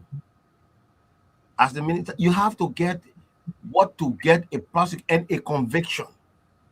All right, and you have to give them. Yes, I was particularly concerned about, and I am about. You see, in crisis situation in the security sector, even the what they call crisis communication. Yeah, you keep people abreast with what is. You don't have to tell them where you are. But you come and say, look, we are investigating our investigation. And when they came with that first charge, they said that it is an ongoing investigation. It was right. After which the two senators issued a statement and say, but you're just charging small people, the big people. Look, let me tell you something, Dwalu. You ask a pertinent question. I think Cole attempted to answer. Why Liberia? It may not necessarily be that people are looking for BB people. Yes, they could look for people with influence to help open their doors. But Liberia is a vulnerable country. It's just what poverty does. Somebody may look somewhere in another country because of the security risk to pass drug through. Maybe the money may get somebody $200,000, $300,000 to do his work. He could get one Liberian $500 to the airport. He could let it pass. That's right. That's right. You could have, look, you know, I hear this person talk about somebody called U.S. Marshal. You know, one of the guys who they said they have charged and he's absconded the country. You know, and you look at it, you can look at people who are doing dubious things and they are very influential and you know they got money. That people who you see living lavish lives, they're in big homes, big cars, but you don't see what work they're doing. But this country, somebody can look at somebody and get you 50,000. My man, go see your man into the place because you work into that place. You can do this one. He push 500 here, he push 1,000 here, he push it 1 year, and they scan it, then they let it pass. You understand? But what it is that, as Carl said, they have come now to crack it from the top. But right. I was shaking today when I saw that truck. In fact, when they parked the truck, I thought the thing here they were joking. When they started towing the thing, that I didn't reach that level, man. But they started towing the thing from way behind. I said, but the thing coming outside. Then the cameraman went in the house and started showing this thing. And I was like, Jesus. But Dwalu, this thing, as I said, people need to investigate way behind.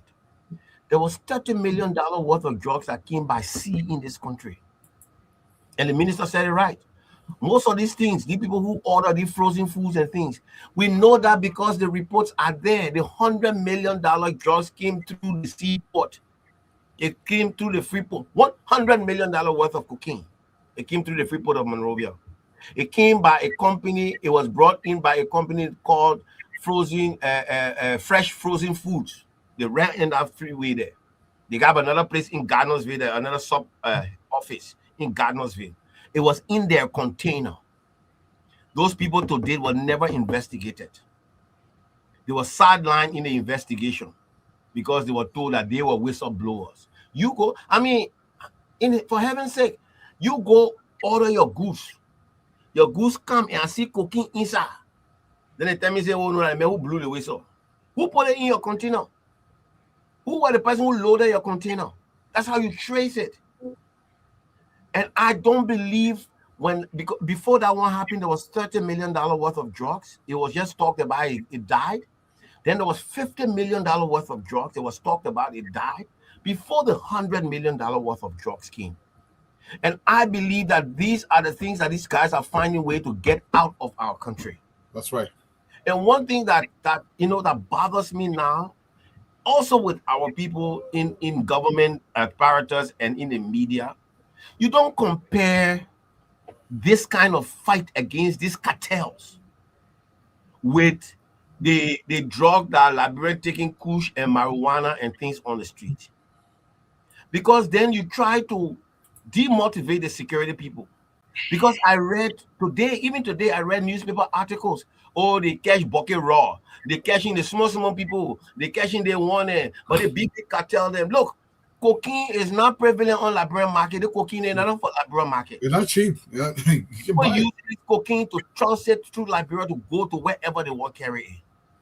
So when the security people are cracking down on the things that were making our brothers and sisters crazy and stupid in the street, and they're stopping the kush and the marijuana, they have to fight that one with vigor also.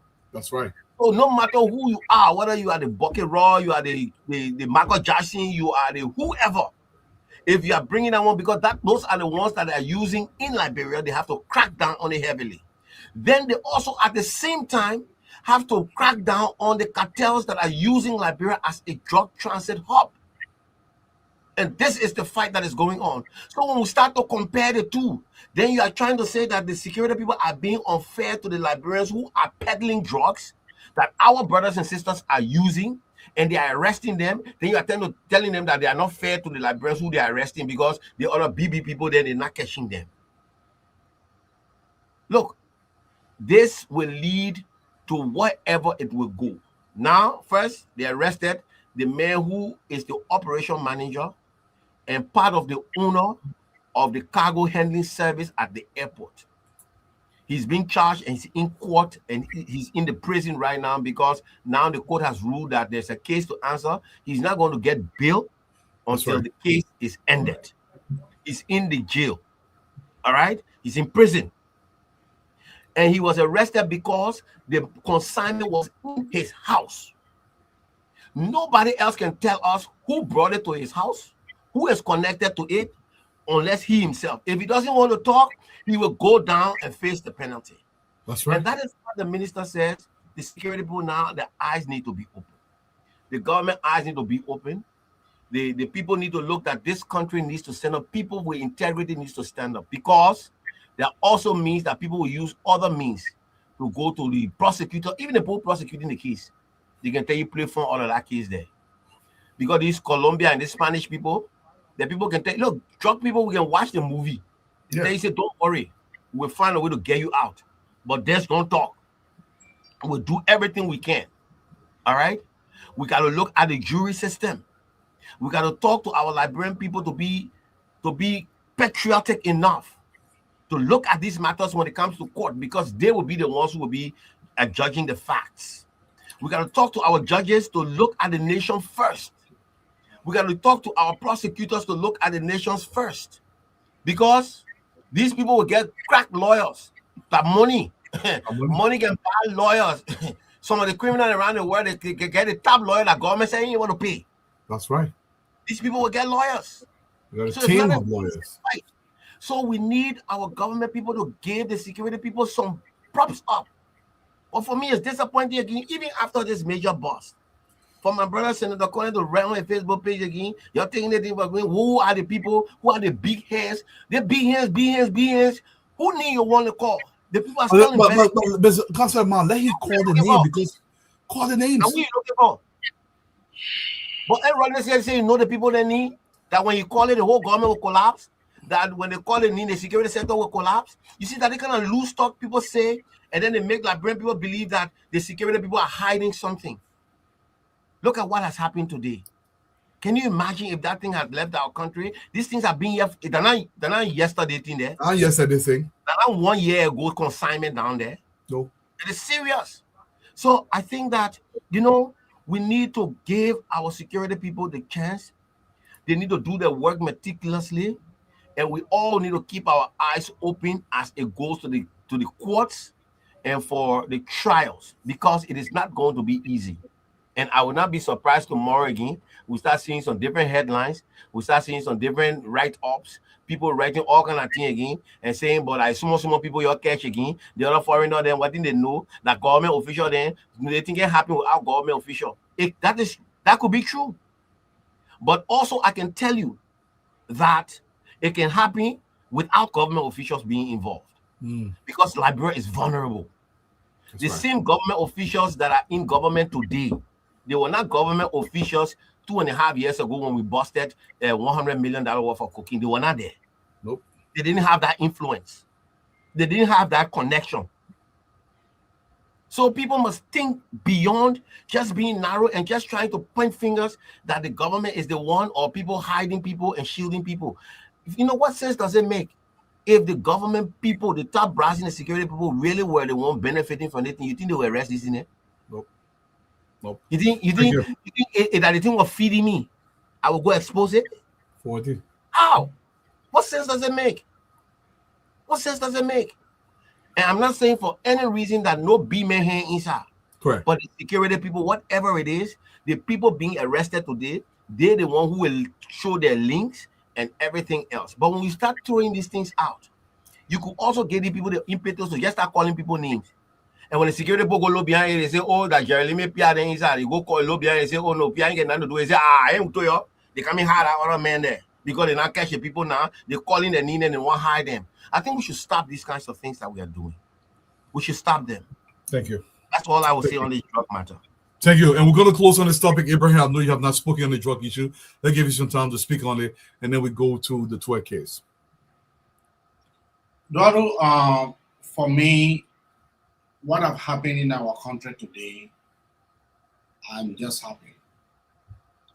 I'm happy because they are accused our vice president. Firstly, I'm happy because they are accused some of our government officials. Firstly, without any proof, without any evidence, they just talk loosely. They come on radio, they just talk loosely because they have a mouth to talk. Now, the cartel have been burst into. This is just a pop on the security sector back. This is just the beginning, because I know there will be more. Because that's the reason why when I come on this talk show and I always saying that it is good that let us be able to get the security sector the chance. Let us be able to give these men and women the chance for them to be able to investigate.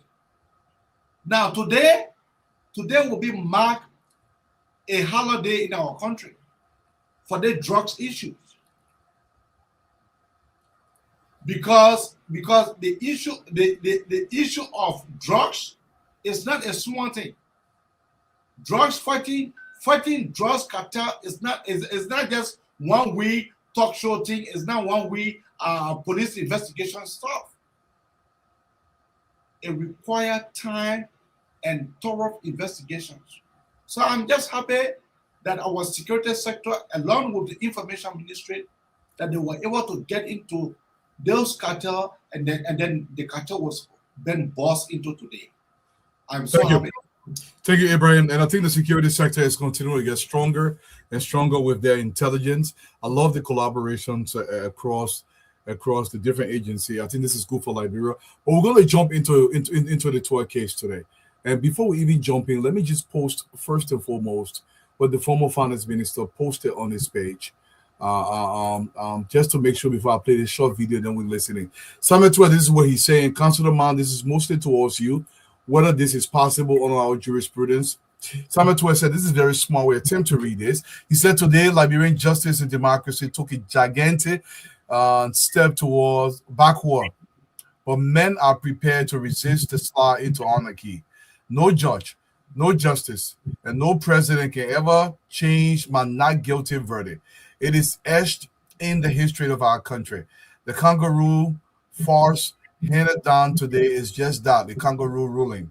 I have instructed my legal team not legal team, that my legal journey has since ended with my verdict, and I will not submit myself to any Supreme Court process. As such, they will file nothing before the Supreme Court. We have left the law. We have left the law and are now in the full realm of politics. I remain a free man. Honorable Man, let's start with you on this case. Samuel Tuer said he's not going to submit himself to the court. Basically, that is a summation what he's putting for. Now, the court ruled today and said there was the jury tampered with the verdict. The not guilty verdict has been reversed. Under our law, it is perfectly legal for the judge to do that. Why would Samuel Tuer believe that he's above the law in this case? Or is he above the law? Well, Dwalu, that is Samuel Tuer's right.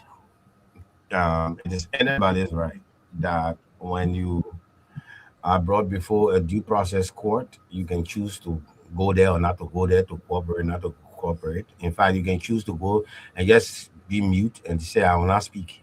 It doesn't stop the processes from going on. You understand? And today I've read a lot of things and I've heard a lot of things that people say about the decision of the judge, including Tuer and his lawyer and other Liberians, even abroad. The first thing, let me say this clearly, that what transpired through this process, not only with today, is fully legal and within the confines of our jurisprudence. It is within our laws.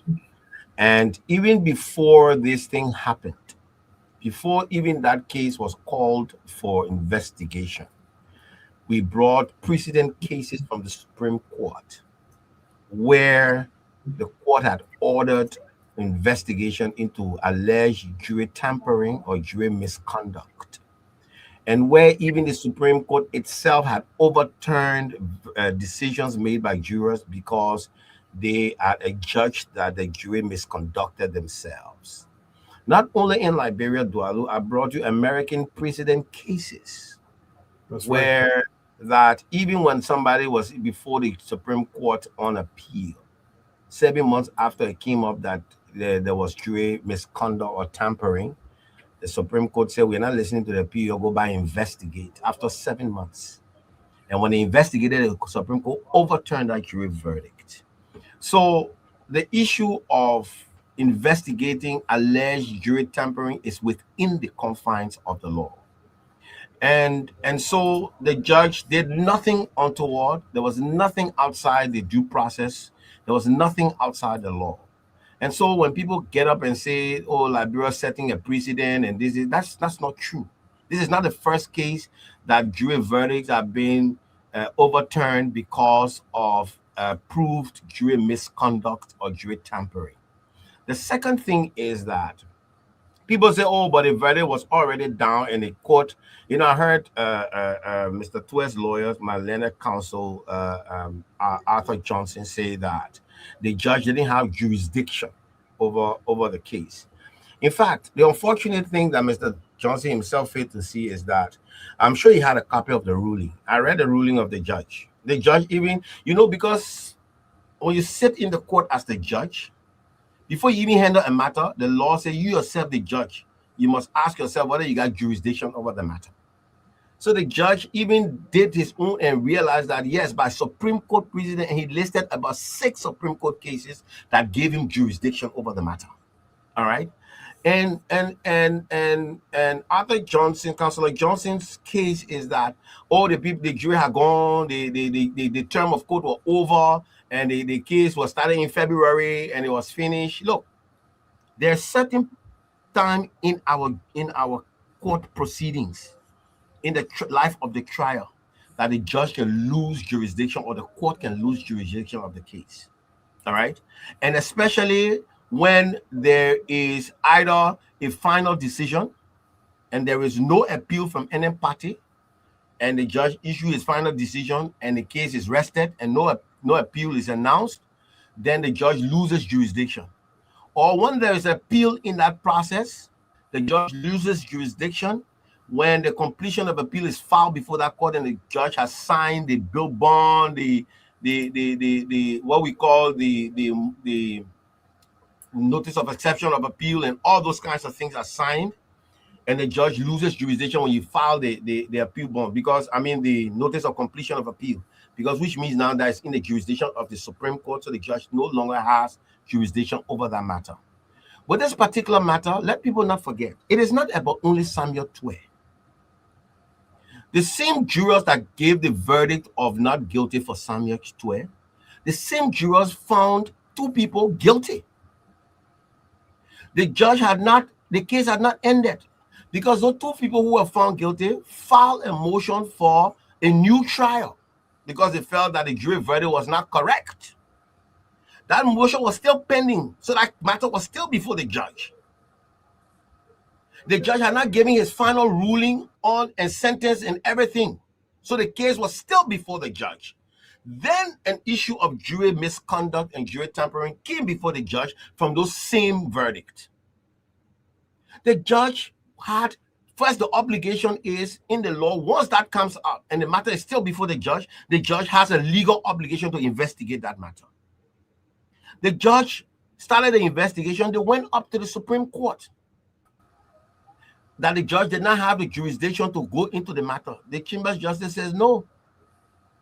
I hear other judges say, oh, the Chambers Justice talk about that one. You want to say you made stipulation, but you agree because you saw the wisdom of the Chambers Justice, and you say, okay, let all the parties be involved. So they say, okay, all of you go, all of you be involved in the investigation, because you'll get asked questions and everything.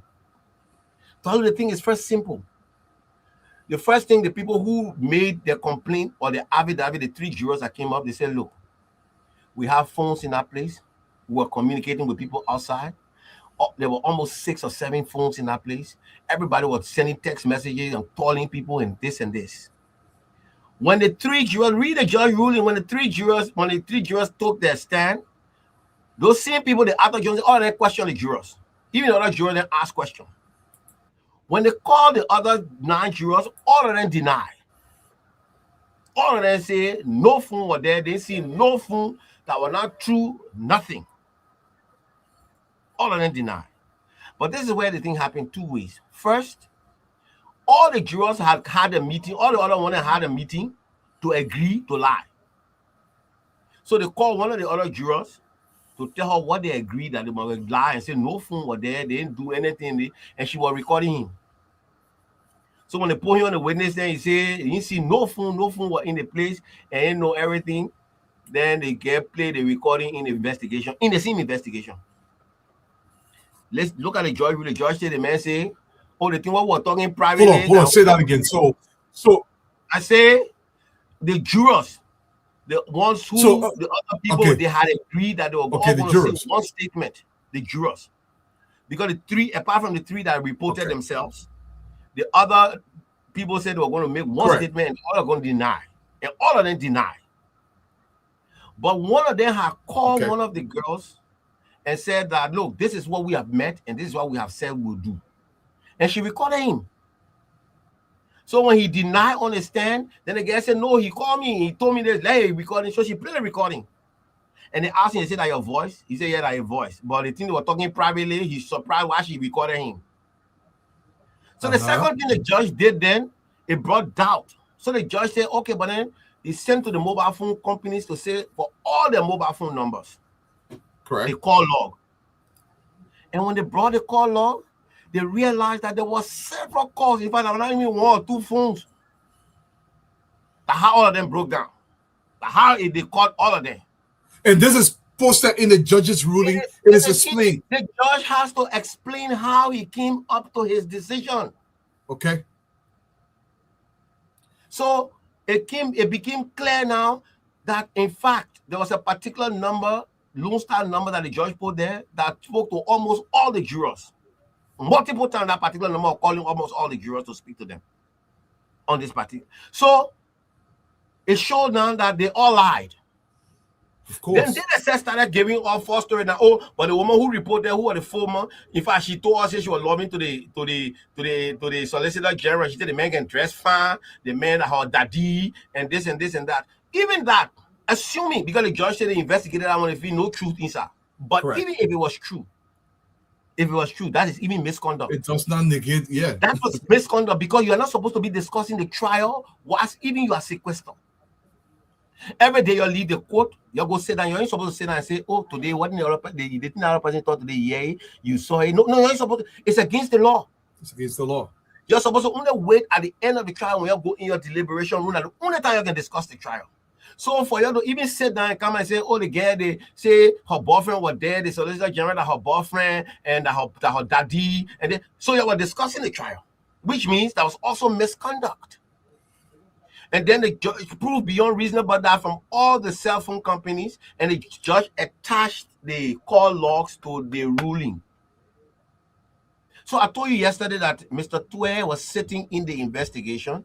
Yes, so he was fully aware. And they knew what was coming up.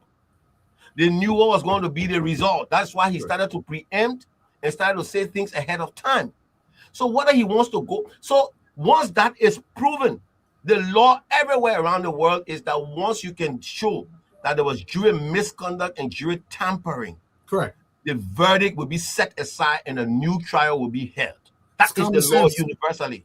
So I don't understand why Liberian people come and say, "Oh, Liberian people and the politics." And let me just say this. For the sanctity of the courts and the judiciary, I think that the judge and the Chief Justice have a responsibility. That's right. To protect the image and the sanctity of the judiciary. Samuel Tue said a couple of things. One, he said the judge called his brother, who is a lawyer, a counselor of the Supreme Court bar. That's right. He is a counselor of the Supreme Court bar. He is an officer of the court. He said the judge called his brother in the judge's office. The judge was crying, saying he see no evidence, he see nothing but the vice president pushing him and to do this and to do this and to do this. The judge needs to call Samuel Tue and call his brother. If they can't prove it, you need to put them in jail and hold them for contempt. It's separate from this matter. Of course. Or else the image of that judiciary will be ruined. Samuel Tue also said that the Chief Justice and all the justices were telling people, I don't know who people he knows, that the government is interfering in this particular matter and they are trying to twist the judiciary hand and they're trying to do this and do that. The Chief Justice has a responsibility to call Samuel Tue to prove it. If he cannot prove it, they must hold him in contempt, criminal contempt, and he must go to jail. It's separate from this case. People cannot be making outlandish and useless statements and people think that, oh, the mail already there, so you just leave it. I don't think it is right to leave it. Norris Tue is a counselor of the Supreme Court bar. He's a lawyer. He is an officer of the court. If he told his brother that the judge called him in the office and the judge was crying and the judge said this and this, but then read the judge's ruling. Look at the attachment that he put all the call logs from all the mobile companies and all the number of calls and the text message that they were sending outside. So where will the judge come from now to tell you say he found no evidence, but that the vice president was pushing him? All right. Other man, before we leave from you, I want for you to listen to this argument. The Ben Senvi and the other people that they say that one. If the vice president told them anything that they say business up to the vice president, like friend, and maybe that he can go handle that one. But for the judiciary name, I say that the judge and the Supreme Court need to ring in Mr. Tue and let him come and show and prove where the Chief Justice and the justices of the Supreme Court were having this discussion about Samuel Tue, and that the government just want political thing and want to win political victory, and that is why they are pushing the judiciary beyond all bound. The best that I know, Chief Justice best that I know, that the people just push up and down the line and say, do this, and all the justices will agree. And then they will go outside to go complain. You understand? This is wrong. But it is up to Mr. Tue to decide whether now is a retrial. If he doesn't want to, so which means even the people they found guilty, that verdict is set aside. The entire case is a retrial. So it's not about Samuel Tue alone. There are other people involved who were found guilty. All right? And the law universally, even in America, China, I know China, I know the judicial system, but go Great Britain, you go all the common law countries. Once you find that and you can show it, the judge can show it, that case is a mistrial. The verdict is set aside.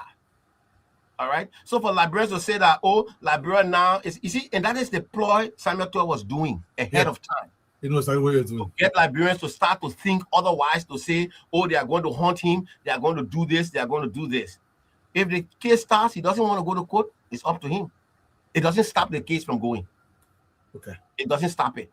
Honorable Man, before I go to Fatima, I want to play maybe 30 seconds of Honorable Johnson, Councillor Johnson's statement, and have you respond to it very briefly before we go to Fatima. What I'm saying here is the verdict that was returned. Samuel Twe is a free man. To destroy that verdict is a Pandora box opening for the government. Why?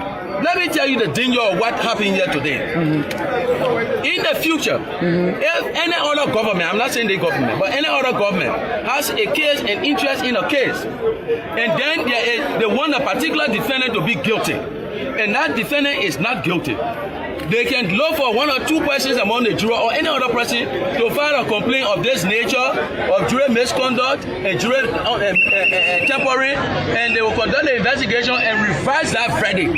That is the clever.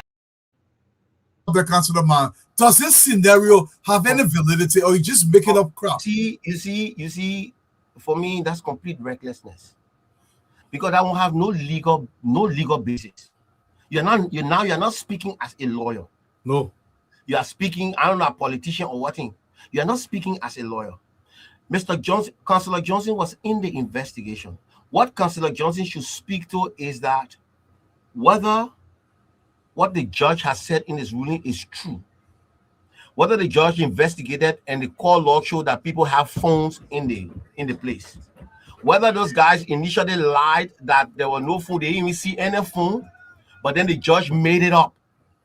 And you can challenge the judge on that because he was in the investigation. All right? Nobody can go and plan. So if another government comes and you get 15 people in the jury place and they listen to a case and they say the person is not guilty, and you will find no evidence of them having phone, no call log show anything, they didn't do anything, how you reversing? How you reversing? What the three jurors reported, the judge investigated and the judge cataloged it and found that it was true. Mr. Councillor Johnson should be telling the people whether that was true. Whether the call logs that it showed that these people were receiving calls and sending text messages while they were sitting there as jurors. Whether they were discussing the case while they were sitting in the jury room. I mean, while they were sequestered. Whether those different phone calls and messages came at that time they were sitting there, whether they have phone in the place. And that is true. He has not challenged that. He has not said it is not true. Then you say the verdict. There is no verdict. That is why it is reversed. There is no verdict. There is no verdict. That's why it is reversed. And remember, I have made my argument on this platform before that I also believe, and I belong to the people who believe that even if there was a verdict, that the government has a right to appeal that verdict. I've always made that argument. Exactly. All right. So people ain't got to agree with it, but I've always made that argument. And until the Supreme Court makes a final determination, there is no verdict. The case is not ended. So for him to come and say that overturned that Pandora box, it is no Pandora box. What legal basis is he speaking from? What legal basis? Now you're appealing to sentiments. That's sentiments. Yes. They can't win. That's not legal. Thank you, Fatima. Let's come to you. The case is out there. We all know what happened in this case. Samuel Twe has been passing around from radio station to radio stations. In fact, he even accused the current vice president of giving him 50,000, then additional 30,000, just trying to hold on every line to see if something sticks. You think Liberian people will be afraid and not follow through with this case? The Liberian people are very happy with what happened today. When I'm telling you, when that so-called verdict came out that day and they found Samuel Twe not guilty, the analysis that Councillor Ma made on this station, that night, the whole night, my inbox for everybody. Some people said their life left, their soul left their body. That's how mad the Liberian people were. So for us, we knew on our side, when the arguments were made that night, Councillor Ma always stood to this and said that precedent needs to be made. He said the only time something can be undone is if the the lawyers and the judges go back and look at other cases and see that yes, indeed, this thing has happened before. And in fact, we can set an example on this particular one. He made that case here, and we all knew. We knew that how can, in fact, one vow woman called me from Cape Man. I told you that in the woman go to school. I'm up also, and she said to me, she said, Fatu, the bus driver and the two car boy, they driving the car. The car boy came. That's what she told me. The Our people is simple, Fatima. They're simple. Hey, man. Somebody called me just now. You can Okay, hear go ahead. All We can right. hear you. Matata said to me, say Fatou, the driver and the two car boy going. The driver hit the man, killed the man. But the people came and hold the two car boy and see the driver ain't do nothing. She said, you not see that one? I said, Matata, I never see it. She said, Subhanallah. That one, when she called Subhanallah, now that one me, Matata convinced. Imagine Matata from there. She even believed that we knew that justice was going to be served. You can't take the Liberian people money. And you know, one thing I love about President Joseph, let me tell you, when the verdict came out today, I texted President Joseph Nimabwaka. I said, Papi, thank you. Because he said, one thing I told you, I said, Papi, you been in government for long. I said, but how you been in government, your name was never tainted. He said to me, he can remind me all the time when I go begging for money. He can say, Fatima, make sure you don't get any more cut on me. Don't tell Liberian money, people money. Oh. He said, because what made me to stay long in government was to always have a responsibility to understand what was mine and what was for the Liberian people. But, when I'm talking, you say that me talking again. People were there. They forgot. They thought they were God Almighty. They thought they could take our resources with impunity, that nothing will happen. Hire a make-believe lawyer. We have a real esquire that can break it down to the nitty-gritty. They were talking, the thing they got out one day, he will come, make be more, make swim more, and LeBron will buy it. Let me tell you something, yeah. You know what connects every Liberian is that one country, Liberia. I never knew our people love our country. I'm telling you that last speech I made to the United Nations, the amount of Liberian people that were just inboxing me and telling me how proud they are of Liberia, how proud they are of the things that we are doing. Our people love our country. They will not sit down there for you to take a nyai, and then they will not say nothing. Anybody who take a nyai, Councilor Ma has personally told me that he will make sure that he will stand by our government. You get lawyer money? You get lawyer money? I was a man, my lawyer. I'm free. And look, Cole will come to you, Cole. The thing is, Cole, maybe you can explain this better for us. If everything the way it's going, I'm excited, the reversal, and jurors have to understand they have a real responsibility when they sit in the courtroom. What kind of message it will send to future jurors to can't go get up from the wives, from the husband, from the children to go in jail? But my who finish see the big money. You think the jury going forward they will play with the joy easily? And I say again, happy oh. Go speak to the jury.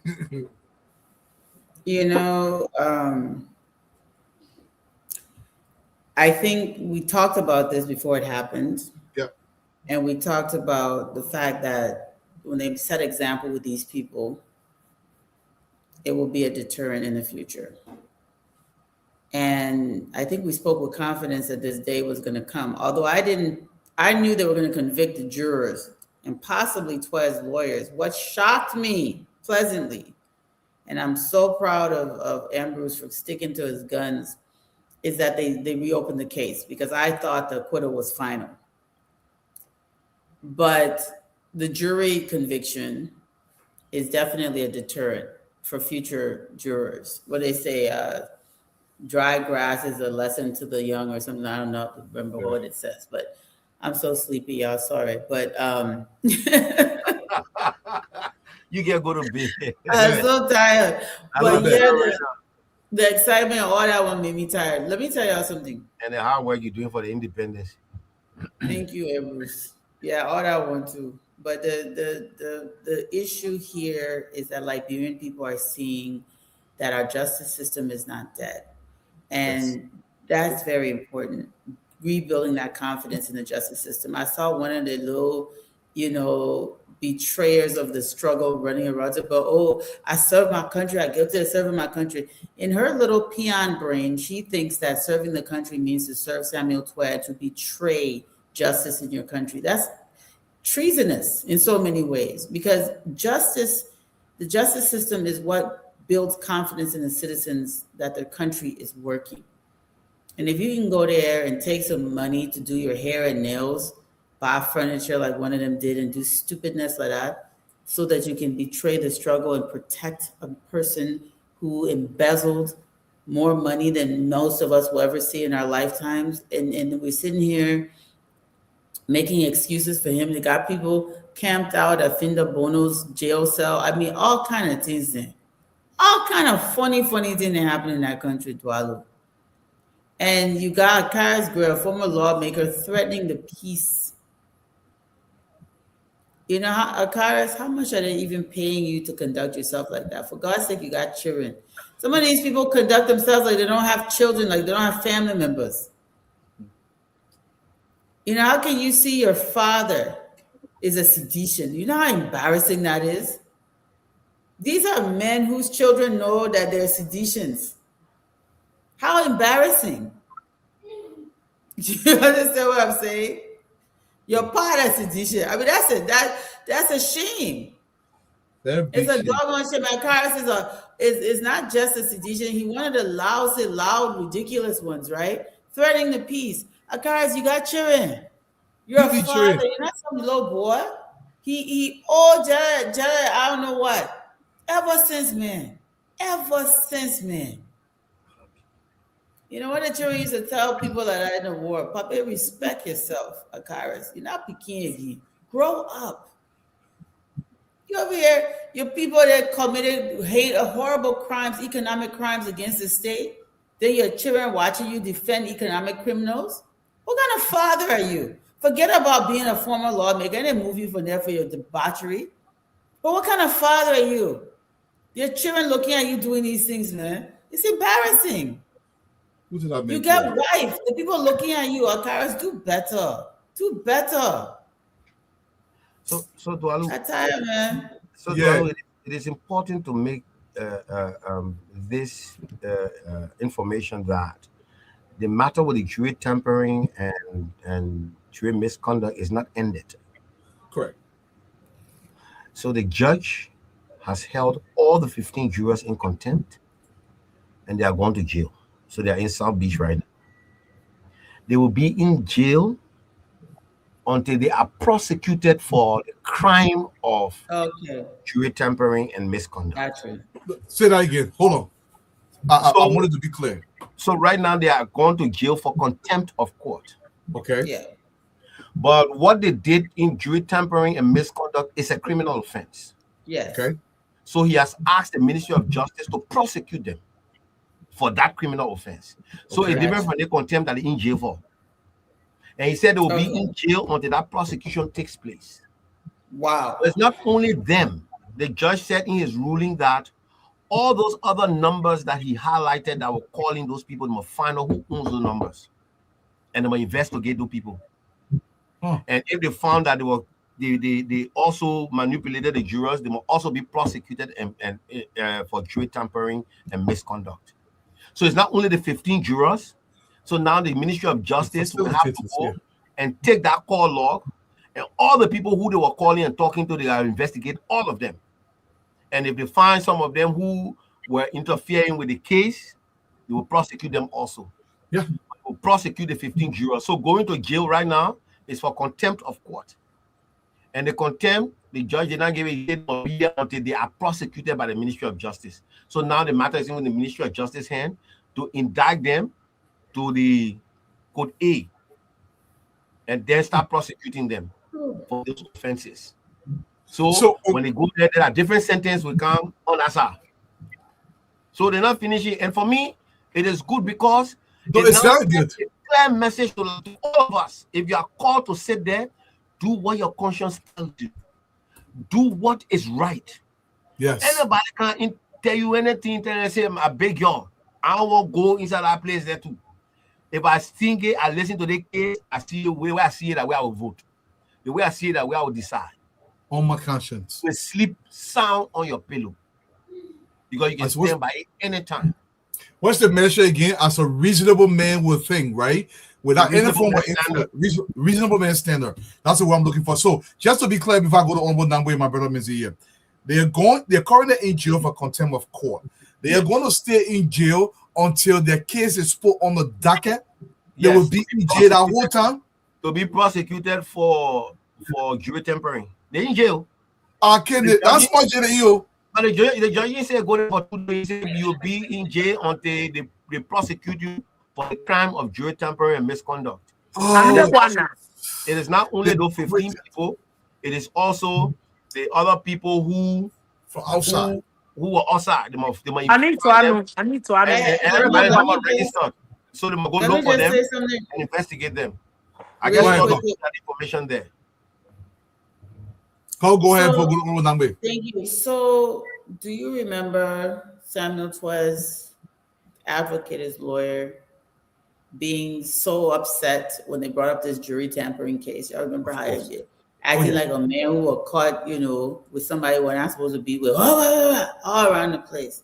And we said right on this platform that we hope that this man did not risk his license to practice law. The law license, down the drain.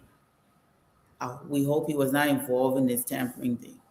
But the way the thing going, I would not be surprised if he himself is indicted in this matter, facilitating the bribe in some way. I wouldn't be surprised. I'm not saying he did. Ambrose, that good English? Very good English. Okay, I'm not saying he's guilty. I'm just saying it wouldn't surprise me. And the judge listed those numbers. Listed the numbers. And once again, like Honorable Mom, most numbers now are registered on a specific all name. Numbers are registered. You got put your name, your picture, your face, everything there. Okay, excellent. One more number. I would not be surprised though. That's all. Yeah, no, we won't be surprised. And look, it is the best one it says we've ever had for a very long time. Kip Monserrato is celebrating today. This is a great thing, Honorable Nangwe, but it is a serious matter because the only thing I want from this case, for me personally, is to send a powerful message that if you're a juror in Liberia, it is a very, very important job. That job you can play with. A minister and I see heavy. Then I give you $10, I give you 2,000, you're free me. Jury where the lamp play your way. Honorable Nangwe, tell what jury advance money, I beg you. So you see, there will be a lot of lessons learned from this time. You can't tell. I like you. There will be a lot of lessons learned from this, Dwalu. Like diplomatic man, we understand it. We used to it. Dwalu, I will start coming on your show. You mind it? Go ahead. No, Sam, we need some diplomacy. So now you the diplomat, so we need some diplomacy. Yeah, you the diplomacy. I'm a man of different hats, I put my crew team down, maybe I got my Lofa Kante hat. They say Lofa Kante people are timid, Yeah, you put the crew team down, all right. No, but on a serious note, you remember when this thing started, we all talk about the quality of people that we are entrusting, for this very important, task to go in there and sit down and listen to these cases, and then to decide on which way the cases will go. Yeah. Sometimes some of these people got no clue what they talk about. Their level of comprehension is low. They don't know exactly what it is. Some of them are partisans, so they don't see any wrong in the past. So, Sam, can I interject 1 minute? Yes, please. 1 minute? As I said, over the last 10 years, nobody going into that jury room, they ain't got a clue. Like educated people.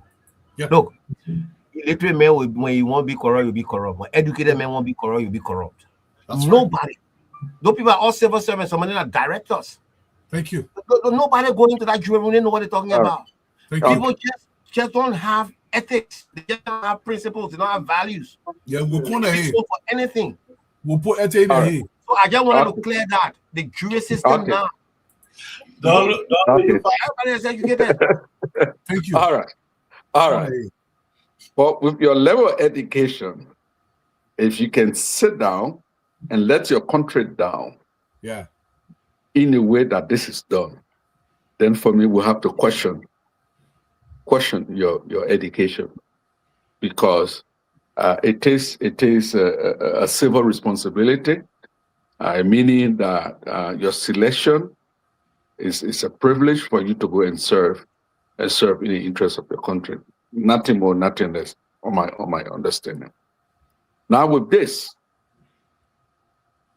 that these people will go to jail, they will be in jail until you know what I mean? Tony says, if they lock you up, you even know when the judge come and call this case again, you sit out in jail until this case is called, and think, who knows how long it will take. All right. And I think the people that are going to be selected as jurors now will be fresh in their minds. Oh, yes, as it should be. Be fresh in their mind that there are consequences, if you messed up in a way that these people have done. I'm really, really pleased, that we have Councillor Ma on this show, that he is explaining to us things that most of us don't know. For example, having access to. He is the goat. Having the access. official goat, Councillor Ma. Man, pay me $1 You want me to send some to you? Okay, so because we don't have a lot of time, I want to cover things a little bit. Let's go to Abraham. Abraham, yes, a question to you, and this is very serious though, because if I were one of the jurors and this happened, I would be talking Jelly Pepper Boy. Right now, people should start cutting deals. If you also and you will follow the people that interfere with this case, call in, report yourself, and start cutting some serious deals. Because if you don't cut deal right now, and when the case going, that 3-4 year minimum bail they're talking about. So Abraham, talk to the point where go to jail right now. Let's start cutting deal. Yeah, this case, it have just opened some of our eyes. Yeah, good. Because being a juror in our country, many people take it for joke. Many of our comrades take it for joke. And jury duty is a civil responsibility.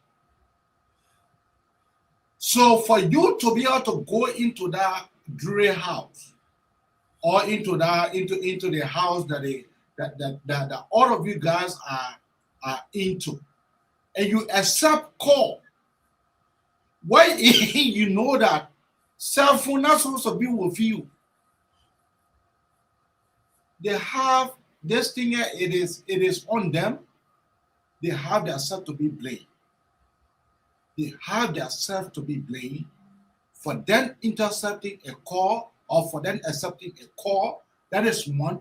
Two, why is it that the juror officer, the officer that was at the house there, why he himself is going to be charged? I strongly believe, but Councillor Ambrose will talk about that. But I strongly believe that he himself is going to be charged because he's going to make sure that no one enter in a house with a cell phone. But hey, this is just a caveat to those who will be selected next time to serve as juror in our country. Because if you don't want to serve, it is very much important for you to be able to turn in, for you to be able to say, look, I know this person, I know this case, so I don't want to interfere with this case. In that way, they will grant you, and then you go sleep soundly into your on your bed. But for you to be compromised and be talked to, and then they use you, Now he is saying the lawyer of Senator is saying he does not care about the jurors. He does not care. So they will have their own way for them to be able to answer this case. They are the one that this case. If I was one of them, I would be able to tell them that I will have them for them to be blamed. I will not blame another person. Just a quick response. Can I answer that? Oh, okay. Yeah, go ahead.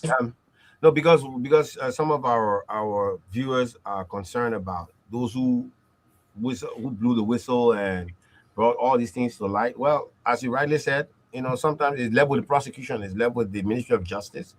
If they think that these people are cooperating witnesses and they can use them in the prosecution, they can strike a deal with them. I mean, and use them as government witnesses against the others. Yes, those things can happen. So because people are concerned about their safety in the prison, because they now may all the other people that they will be harmed in the prison. I hope the prison guards will be watchful and will have them protected. I think they are right. Yeah, they're absolutely right. And guys, we're going to talk about Fina a little bit. Fatima, I want to come up to you because we don't have a lot of time. I want to take some calls from the people back home. This is it. I'm happy that the jurors stay out there. Liberian people, I'll remind you, don't feel sorry for anybody who's in that No, don't ever do that. You destroy your country. Let's watch as they deliver Fina Bono. She's wearing Mother Dukley outfit to South Beach. That outfit will get dirty. Me, I know she's going to get there. They'll give her a jumpsuit. Let's watch her. You see how she's sitting there wet chicken. I want to show you two videos. I want to show you the first video when Fina was eating our money, how she was behaving. Then I will show you the second video when she's eating the money. I thought you went to sleep. Well, let's show the video first.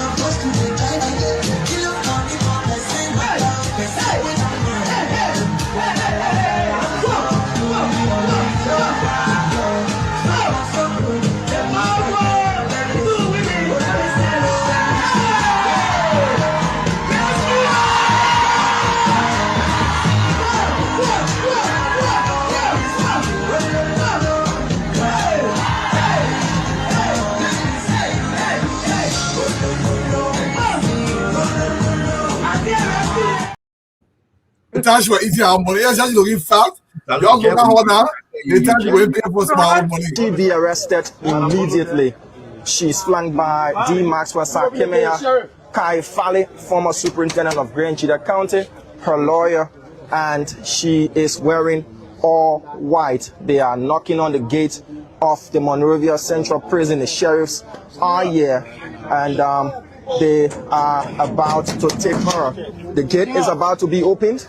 Her lawyer did say they're working on a new bond, but Fina Bondo, as you can see, is now being taken.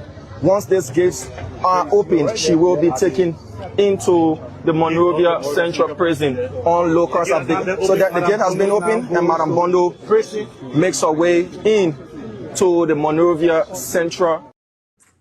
That in 1 week, Fina lost almost 30 pounds. Fina need to go down small more. Fatima, let me come up to you. No mercy for people that will not get mercy on Liberia. That get have bundles of money in Liberia. Stop it, man. Man, that thing I won't leave with you. For that, 1 minute will get rat crushing operation for the people there. They burn people alive for stealing motorbike. Yeah. So this is serious. They beat a woman during the election. They beat that woman unmercifully because she said he ran. Like, remember that woman that she had to run away. They had to run, take her, and she ran away to Ghana, and we had to show her on the show because she said that the government, the way you're doing all the things here, the government will not be there. Joseph Boakai will win. They beat her unmercifully. She left for Ghana. So I'm just, Dwalu, this just makes me understand life as it is, that nothing is promised. When you are entrusted with power, you shouldn't use your power to the full extent. My father always used to tell me the power that you have is the one that you haven't used. These people were left and right and center. They were just using power left and right, brutalizing people. In fact, I don't know about a woman who said her husband was killed. You remember that story there now? Now that me talking, it was all over. The woman that shares, husband shares, Missing people. Yeah. You know, our auditors were brutal. They were brutalized and killed and murdered in cars. They said they were doing man and woman business. A lot of things happen. But the most important thing, you know, that we Liberians can recover today is our resources that were stolen. They should, you know, I see some people like remember, but one of them told me when I went here for to come for a election, you just coming back and forth, and you are 12 year. Why you can't let the boy eat a 12 year? I mean, I kill that our country that cassava leaf. They want eat it, eat 12 year. Come back. We see no moment run near for them. I need Samson on the time filler. I need a long. We allow a new way. We allow now. Mama boy boy ani tana kemba menulo ani siano ani siani kuno timba kono na ma kabasa. The things that they've done to Liberia. I mean, when was it when people were saying that, oh my God, I want to serve my country? So what service to country, not service to yourself. You know, I believe that what is happening now, they were talking, oh, all our getting fell. Oh, why they think taking too long? It's taking, you know, me, I agree. Yeah, let the people take their time. Let it investigate, right? Let it make sure everybody that took Liberia people's money on grade and ate it and big horses that they cannot even manage right now because they ain't get money. All of them, they should get our money back to us. They should be prosecuted to the fullest of the law. I don't care if you're a man, if you're a woman, if you a young adult. If you stole what was not yours and would belong to the Liberian people, we allow away. Thank you, Cole. Your comment.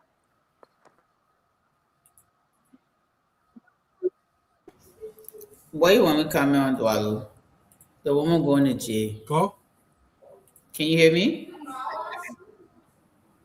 What you want me to say? The woman... Fina goes to jail. Fina goes to jail. People having pity for her because she wouldn't get a wet chicken. And for me, I love wet chicken. Let me tell you something that I have observed about people who try to use or provoke religion and spiritual things when they've done bad. And they're not doing it out of repentance. They're doing it out of arrogance.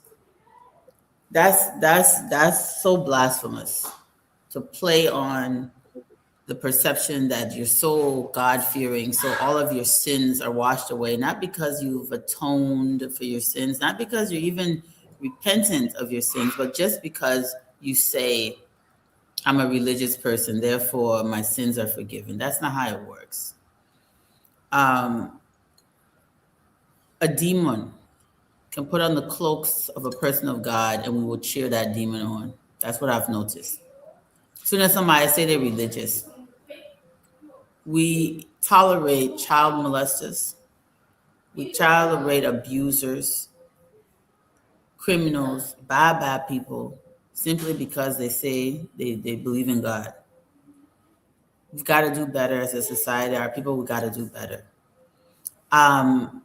I think if, in fact, Finda Bono is found guilty, that she should serve a sentence that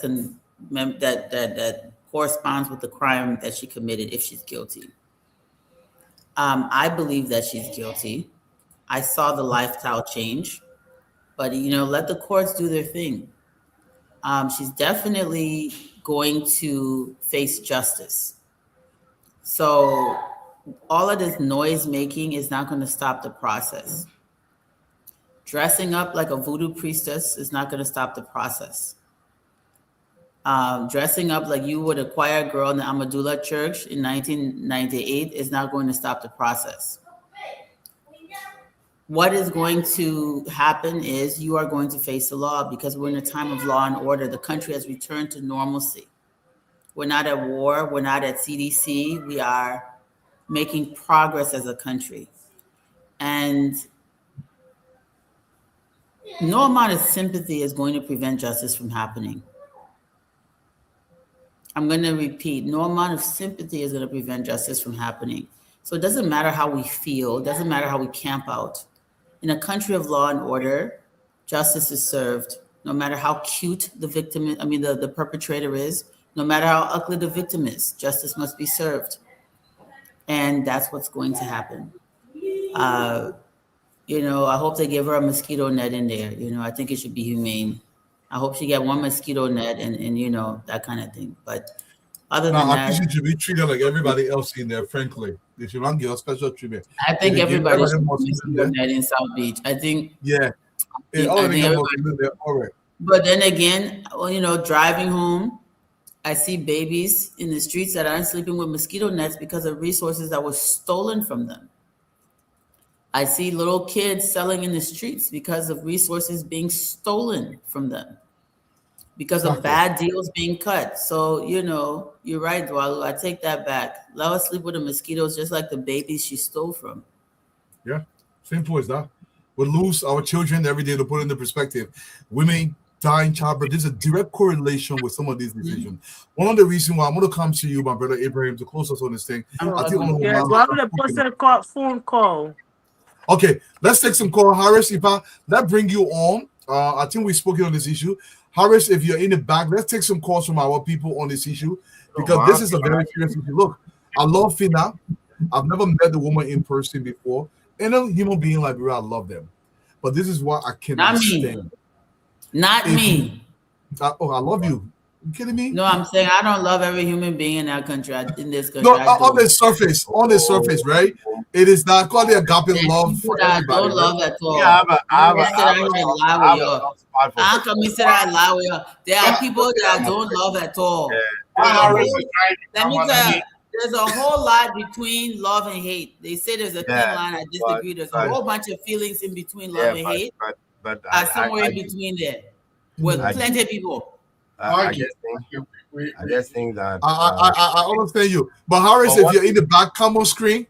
Yeah, but one thing we should know is that she could post bail. Yeah, and be released anytime if the bail conditions are met.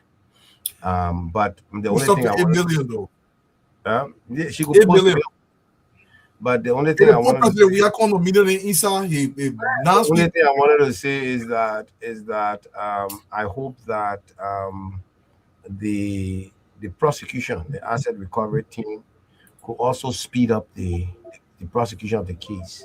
Yeah. So that we don't end up with the recent one with the LACC that was thrown out for failure to proceed.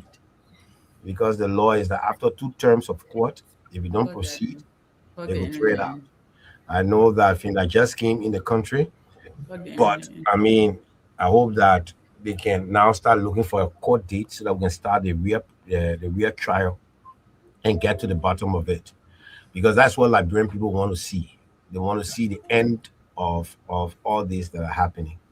I agree, Councilor Ma. We should expedite the case. Seba says that I don't just love you on the surface. I love you good because you owe me doggy. So that when we talking with you, I love you, good Seba. Yeah, for me, I love everybody, but here's the thing: I love them to the extent that they don't harm Liberia.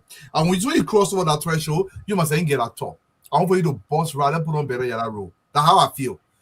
Let's take some call from you, Harris. Hopefully, you're already set up. But while you are setting up in the interim, let's watch the jurors go do the perk work. What do they call it? The car work. How you call that thing when they go into jail?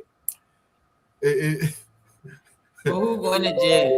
When in America, when they carry you to the jail or they carry you to the police car for everybody to see you, that what you can do. In the meantime,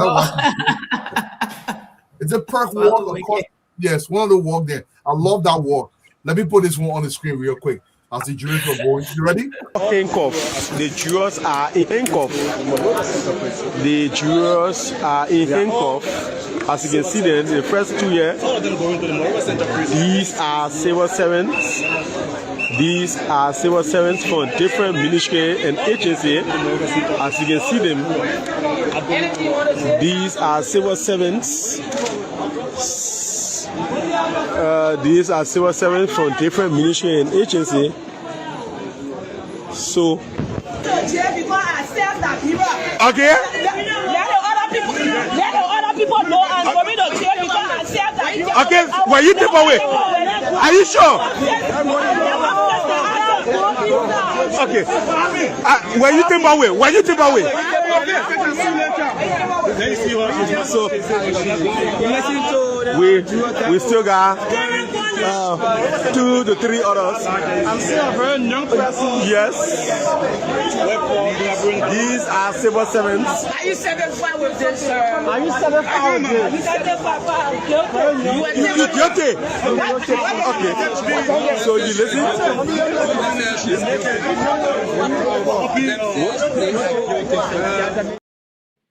I don't want really on chat more. Talking about I said my bro. It's sweet for them. It's sweet for them. Wicked people. Wicked. Tell the whole country, burn the whole country hot. That's what was going to do to us. I was sick. I was very sick. Those boys in were bad. Look, the police get money in the country. Well, everybody was sick that day. Everybody was sick. She served the devil well. She said she served she served the devil well. Yeah. Thank you, Justina. She served her belly. That's what she was doing out there. Everything about Liberia, they would get away with. It was that this I can't even reach that better. Can just reaching that muff. Go to Nima. Go to Nima, you see our children in the forest. Go to Buffalo, you see our children. Dwalu, yeah. My sister Fatima, let me tell y'all something. Every time I come to Liberia, all I see is potential. All I see is youth. All I see is opportunity. And I also see people who stand in their own way, who obstruct their own progress. These are the people. You have an opportunity to serve on a jury, to do the right thing for your country, and you betray the struggle. Bunch of money worships. Money is money. Listen, my mentor used to tell me when we were growing up, that thing which you will do anything for, that is your God. That thing where you'll do anything for, that's your God. When you do anything for money, okay. Yeah. All right. Let's go to Harris. Harris, go ahead. Aji, don't worry. All that wig they will get, it will get stinging at you. Pretty soon we'll think about it. And we Harris, go ahead. That takes the pause from you. Okay, so we'll go to the lines and take your calls tonight. 0778-665-699. 0778-665-699. 0880561-644. 0880561-644. 0776-293-620. 0776-293-620. 0778-665-699. Adding numbers. This person of our first caller, you live the name you call from one.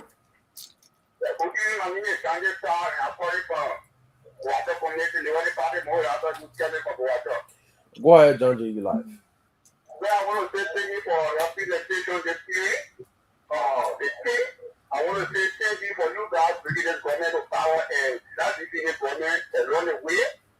Because this law that was discovered today, I want to applaud the government for that because the government told us that breakthrough that is coming to fresh drugs.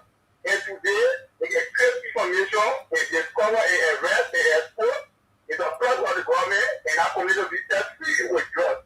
In case they come to the uncover, that a 1 year on laboratory coming to school, I want to applaud this government for the hardware though, for the laboratory people in the interest of the citizens. Okay. Yeah, the issue about summer issue. The issue about summer is if anyone in the US or the court, if you know it, this 1 year, you're not satisfied with the family, we drop on the place, and that people go there and feel like breakthrough itself. Don't go grab and let the children on and go for the government to look okay in the out of the laboratory. Thank you. We'll leave you. This person is on. We have to manage the time to take as many calls as possible. This person, good evening. Thanks for joining us. Thank you. My name is Michelle according to Boston. Go ahead, Michelle. My brother, when I heard a voice birthday at the time, I got sick. It was just like one of the things I was sick that time. But today, they just looked at my birthday. I said that I have to fast for decision. Decision, if I was a decision, I would just live down soon like this control to come to the camp of the family. Mm-hmm. Because from the 7, it will not be easy. And I want for them to do anything. If I was to do anything, that's not a stand up and say, I'm going to sue him. If they want me, I will over to people. Thank you. Thank you. We'll leave you. This person is on. Good evening. Thanks for joining us.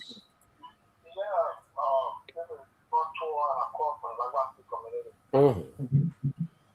Yeah, I would like to commend the Josh. If I had a number, I would finish Mm-hmm. Okay, thank you. He's commending the George. This person, good evening. Thanks for joining us. You're live. Let's hear you. Good evening. Let's hear you.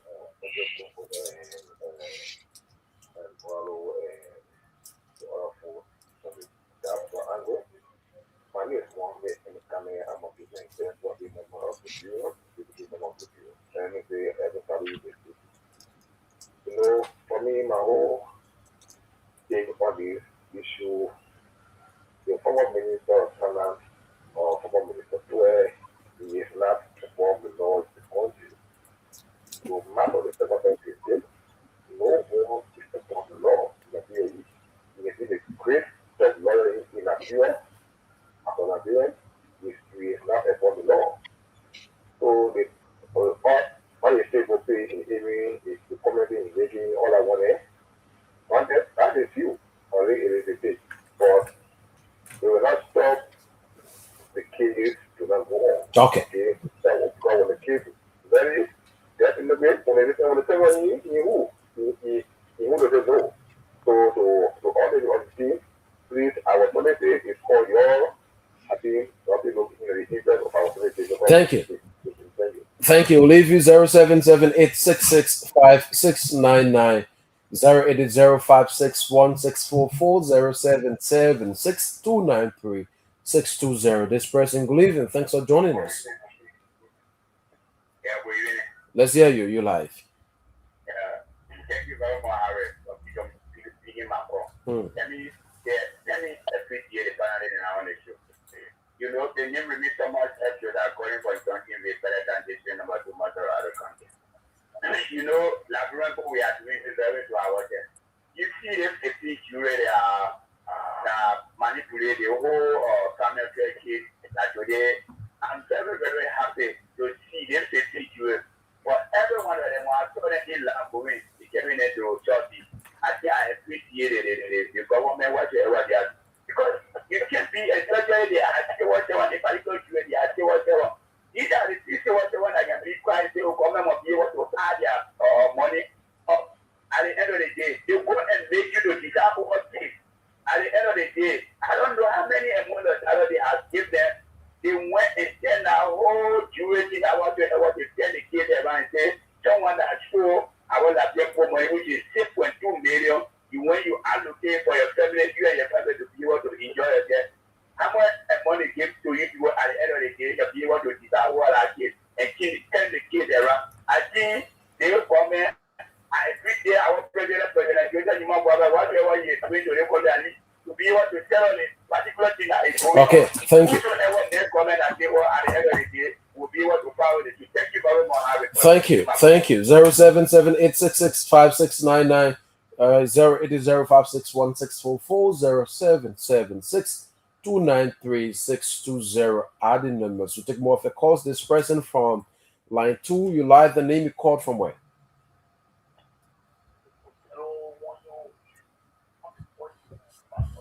You say your name? Okay, go ahead.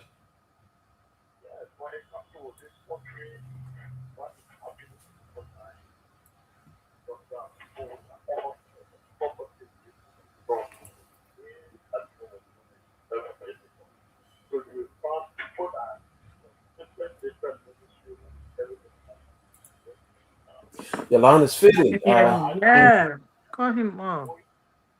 Your line is fading. I don't know. You have to shift.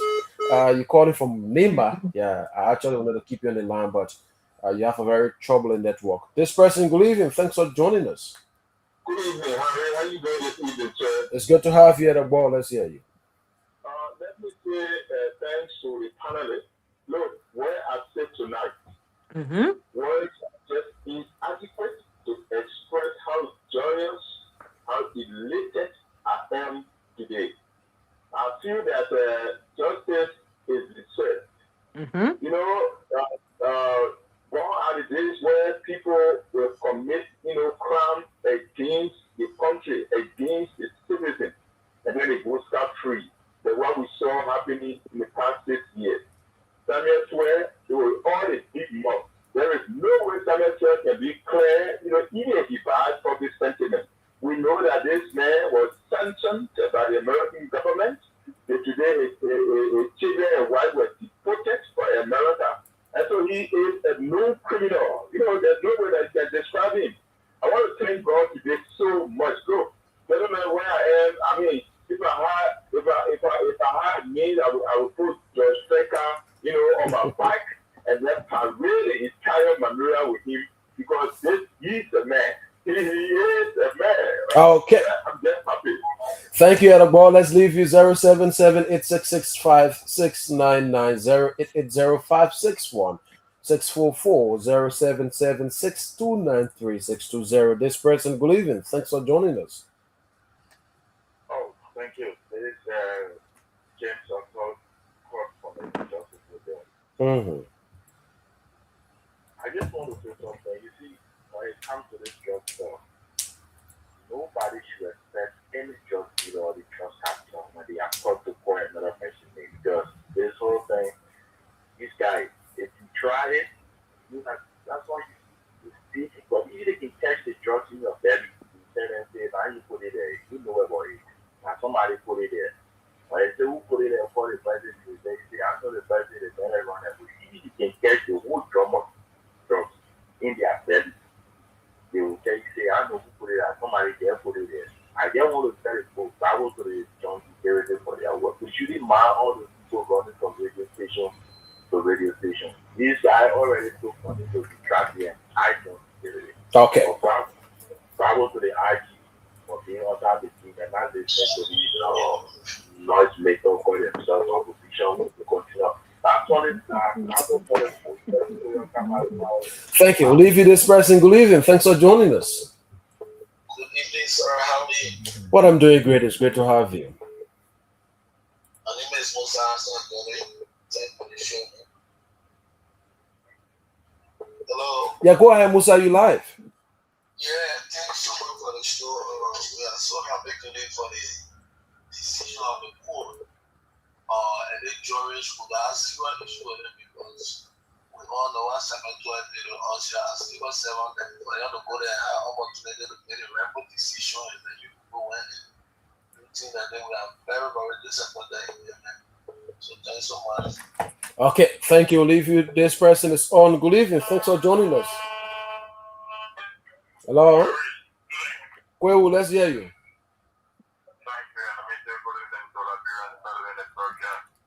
So this is for you. We are probably in a journalist conversation for this 2 years and the secretary of the United Party Intellectual Bureau. Well, let me appreciate all of you on the panel tonight. So it's not laughable. When I really should just be that statement reported from Senator McGee, saying that because the United Party would believe and mention his name, that the judge, the compound and the judge was confiscated was near his house and see it as an association. But these were the same people who went, quote unquote, to play a black building candidates who linked the vice president to his third party, friend of George or Trafficker, instead of vice president. They need to answer questions, right? Why we find it. So at least people did not accuse you that you are part of it or you are aware. They said the property was near your area. Then you say, President Bwaka, all of that, they won't view it out. They say they all won't view it out where it is near your area. So I think the issue of clean up on the today. So I think it is welcoming.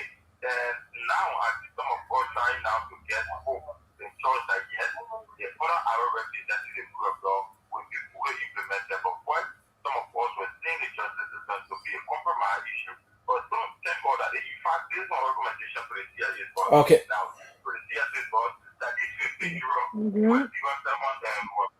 Thank you.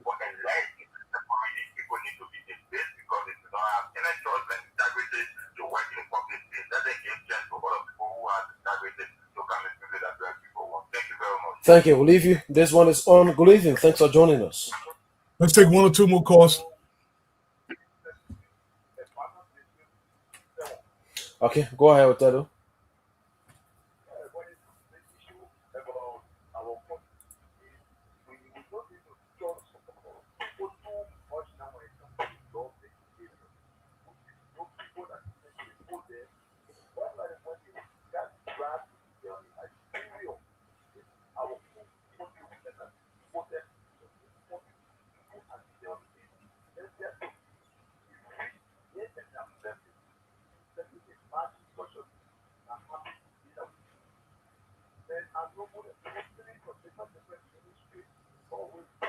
Yeah, Harry's a little low. Yeah.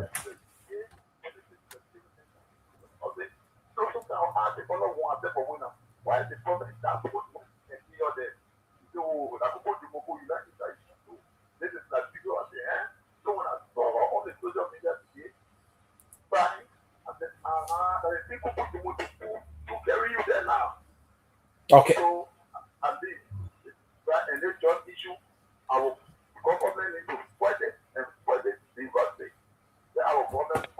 Thank you. Thank you. I think it. We'll leave you. We'll take at least a caller, then we return to the panelists to continue. 077-8665-699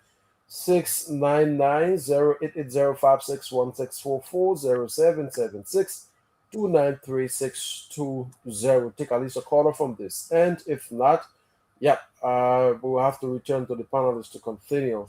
Thank you so much. We don't have a caller from this. Yeah, we'll take our international callers now. You can call directly. The number is on the screen. Call into the screen. And guys, I cannot hear you now because I plugged this stuff in. I got your stuff, and see if you can send it to my messenger. I don't know, we are friends on Facebook.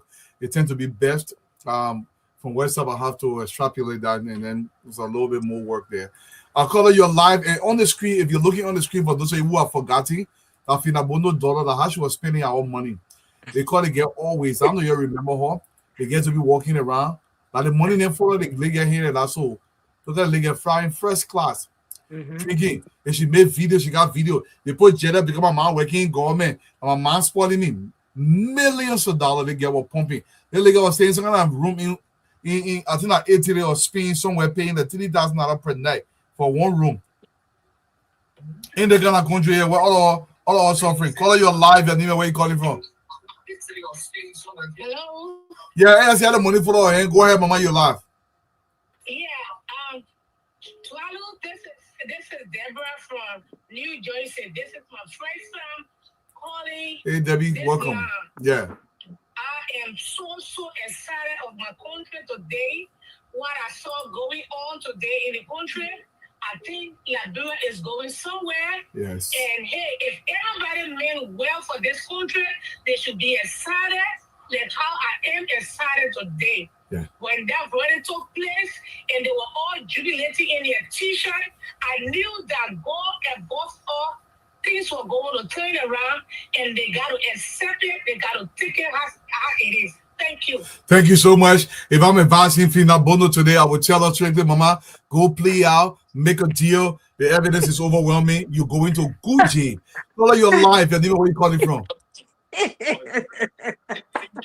It's Jerry's Jean Dookie. I'm calling from Springfield, Mass. Yes, you're welcome. For the Genesis, my brother, you know what I told you. Yeah. They play where the spoon can read before you open your mouth. Oh, now what do you mean? You already read. Oh, no, what you mean? Can you imagine? Look, my brother, they play I was downtown in Woodstock today, brother. I was so happy to the extent. My brother, you know, people just take God need to be played. Yeah. I'm talking to a lady now. They say, we're going to rescue what? Aladura Omar. Jago Aladura Omar. Yeah, when you see the country money, so I was asking you, where your people, your people? They think God need something to play with. The power for the witches of sin is death. You people marching on our people for 6 years. The end of the day, you think you got me go something away? My brother, anything you do on this song, two things people will remember you for. Either the negative or the positive. The people who are in power, they just feel within themselves, think what they got me go on the table. But my brother, let me tell Senator, I call it Amara Kone. These are people that undermine our security. You and Eddie Snow, as a leader, you must know when to talk, how to read. You don't just read yama on Facebook because you feel you know book. These are people that undermine the security. People are afraid to talk. The security dream was streaming them well. You think that when they were getting some of their money, they were going to report everything today? Thank you. A question for them. A question for them. Thank you so much. Yes, if you look on the screen, man, I'm telling you guys, the how the nigga was spending our money. Look at the kind of money they get here. Small, we see the kind of money before. And the man for the nigga here, and they so when they go answer, she said, "My mind government, my pie government." The video online. I can even cue the video for that whole year again. Call her your live and even where you calling from. Yep, you're live. I'm Beatrice and I call for Canada. Yep, Beatrice, you're welcome. Thank you so much, Dualo. I'd like to applaud all of the panel. I'd like to say a big thank you. Hi, everyone. I'm Beatrice and I call from Canada. Yeah, don't listen to your TV in the back. Listen through your headset. You're fine. It's a little delayed. So I'd like to commend all of you today for the hard work, in bringing all of the details to us. And I also like to commend the President of the Republic of Liberia and all of those who are working so very hard behind the scene to make this a reality. We struggle so hard in the past. People steal our country's money and it just works for free. But this, I think it is a caveat that everyone should know things are changing. Yeah. Government are changing and situations are not going to be the same. This is a lesson. It's so sad that I see people feeling sorry for Fina. Fina took a money that is not hers. A lot of children are grown now. People have died. People are not in school. You see kids selling in the streets. They should be in school. But you see someone taking a single individual taking so much from the country and leaving our situation so bad. It's so difficult and so embarrassing. So I just want to say thank you to all of you. Thank you to the president. Thank you to all of those that are working so hard to make this happen. And also to the security who's cracking down on jobs. I'm so excited and God bless all of us and God bless Liberia. Yeah, it's a beautiful 26 this year, Beatrice. We are all very excited because our country is moving in from President Boakai. We love you for this. Thank you for continuing to do your job. To the Justice Ministry, we love you guys for this. Do your job. That's my money on the day. The girl boss Chanel and Louis Vuitton, Gucci, everything on that bed. And one of that bed, $7,000-8,000 US. They be spending that kind of money. Yeah. And when you go to Bapuru, nothing there. You go to my beloved river, says nothing there. They just spend the money while way. Then people say you feel sorry. You don't feel sorry for your man and what drinking dirty water. Way beyond ban. Our man and what drinking dirty water. Way beyond for that home. Let's take one or two more calls. We're going to go to the rest of the thing. And the kind of money that gets in past, look at the get here, choke up. Get a money, choke up in the game. I can't close. Look, the lady that all money. She riding first class. Some more for you, ride first class. Chartering flights. Sure, chartering flights. That come out to you, Fatima, so you can make your case. Is it a girl with chartering flights? Honorable Sumana. Let's take this call from people. Thomas and Sumana. Mr. Sumana, you're live. One question I want to ask. On the social media, was saying that the drop boss today was a former Minister of State community. Yes. And the person who in the photo is alleged also that he's the financial for the new CDC. That's what we're hearing. So, if that's the case, Maggie wants to tell me that he's now aware of what's going on in his community. That's the question I answer. And secondly, I want to talk about the photos that have been on social media with these Arab descendants in groups in upstairs buildings and what have you. I would just admonish the immigration to really step up their naturalization, paperwork, and reevaluate every alien that come in our country so that they can know who is who. And the arrest again, I was down in the southeastern forest, group of people with arms. This is scary. Yeah. The security apparatus need to step out. Thank you. Thank you for Thank you, sir. Yes, my sister Carlo, you're right. Bola home. I want people out there go see how our people living. That the kind of money that the thing we're hurting some more because we can do more. We can get plenty of money, so the more we get, we can also stretch it. The high supposed to be. Fatima, let's come to you, Mama. Well, my people, Dwalo, you gotta give me at least 2 and 2 so I can speak my vibe to my people. Very no be no poor. Wo paika. Muba tinke na kema komo akwa anna we muja. Ka ke mo anu le na for wo ye. No le kabale menunu be le musmale menunu ana mo ajafe kan wa ke mo bu e jafe. Ana kan wa ke. Amo anu wa we ani je ani atoy ban. Ke kama mala wa nu yewe. Amo wo musi muimuja so sawala. Mui sawa fe sawaya anu bia we. Komu anama anuma jafe menu je ani aje pe anita na kimbalo anuma je wenge suratu makiyatu mo anita na wa mube launa kemo ani mo jafe kan mo nu be tona fe kia be inu anuma kia lo nanya anuma jo na kia la fe sana kai kwa mu sieke womu simu sieke kai kome kama ifi abo fe janja be amu kama ipo be na be wo bo be be ma anu wa wi ani mo agbo ibang ke kama malaw kumu kama anu bonu womu masi we ani na ani fani afamu ye ani be kema na poesi anu be mo fe fani amu we kan kemo anu mo anu la kan kemo anu lemusuma ya fenge ana je ho kwa menu kema abetana wa be ma ana jafe me kan ani mo jafe je ani aje wa no ma je o ani tana wa kimbalo. Liberians, let me tell you something. This is the only country that we have. Some of us, we sacrifice everything, we put everything on the line. Yeah, Dwalu will be calling Fatima. Make sure they play you here. You must be answering your phone every 5 minutes so we can know you okay. Up and down in Monrovia to make sure that those young boys and girls, the Gucci mama and Gucci papa, they were removed.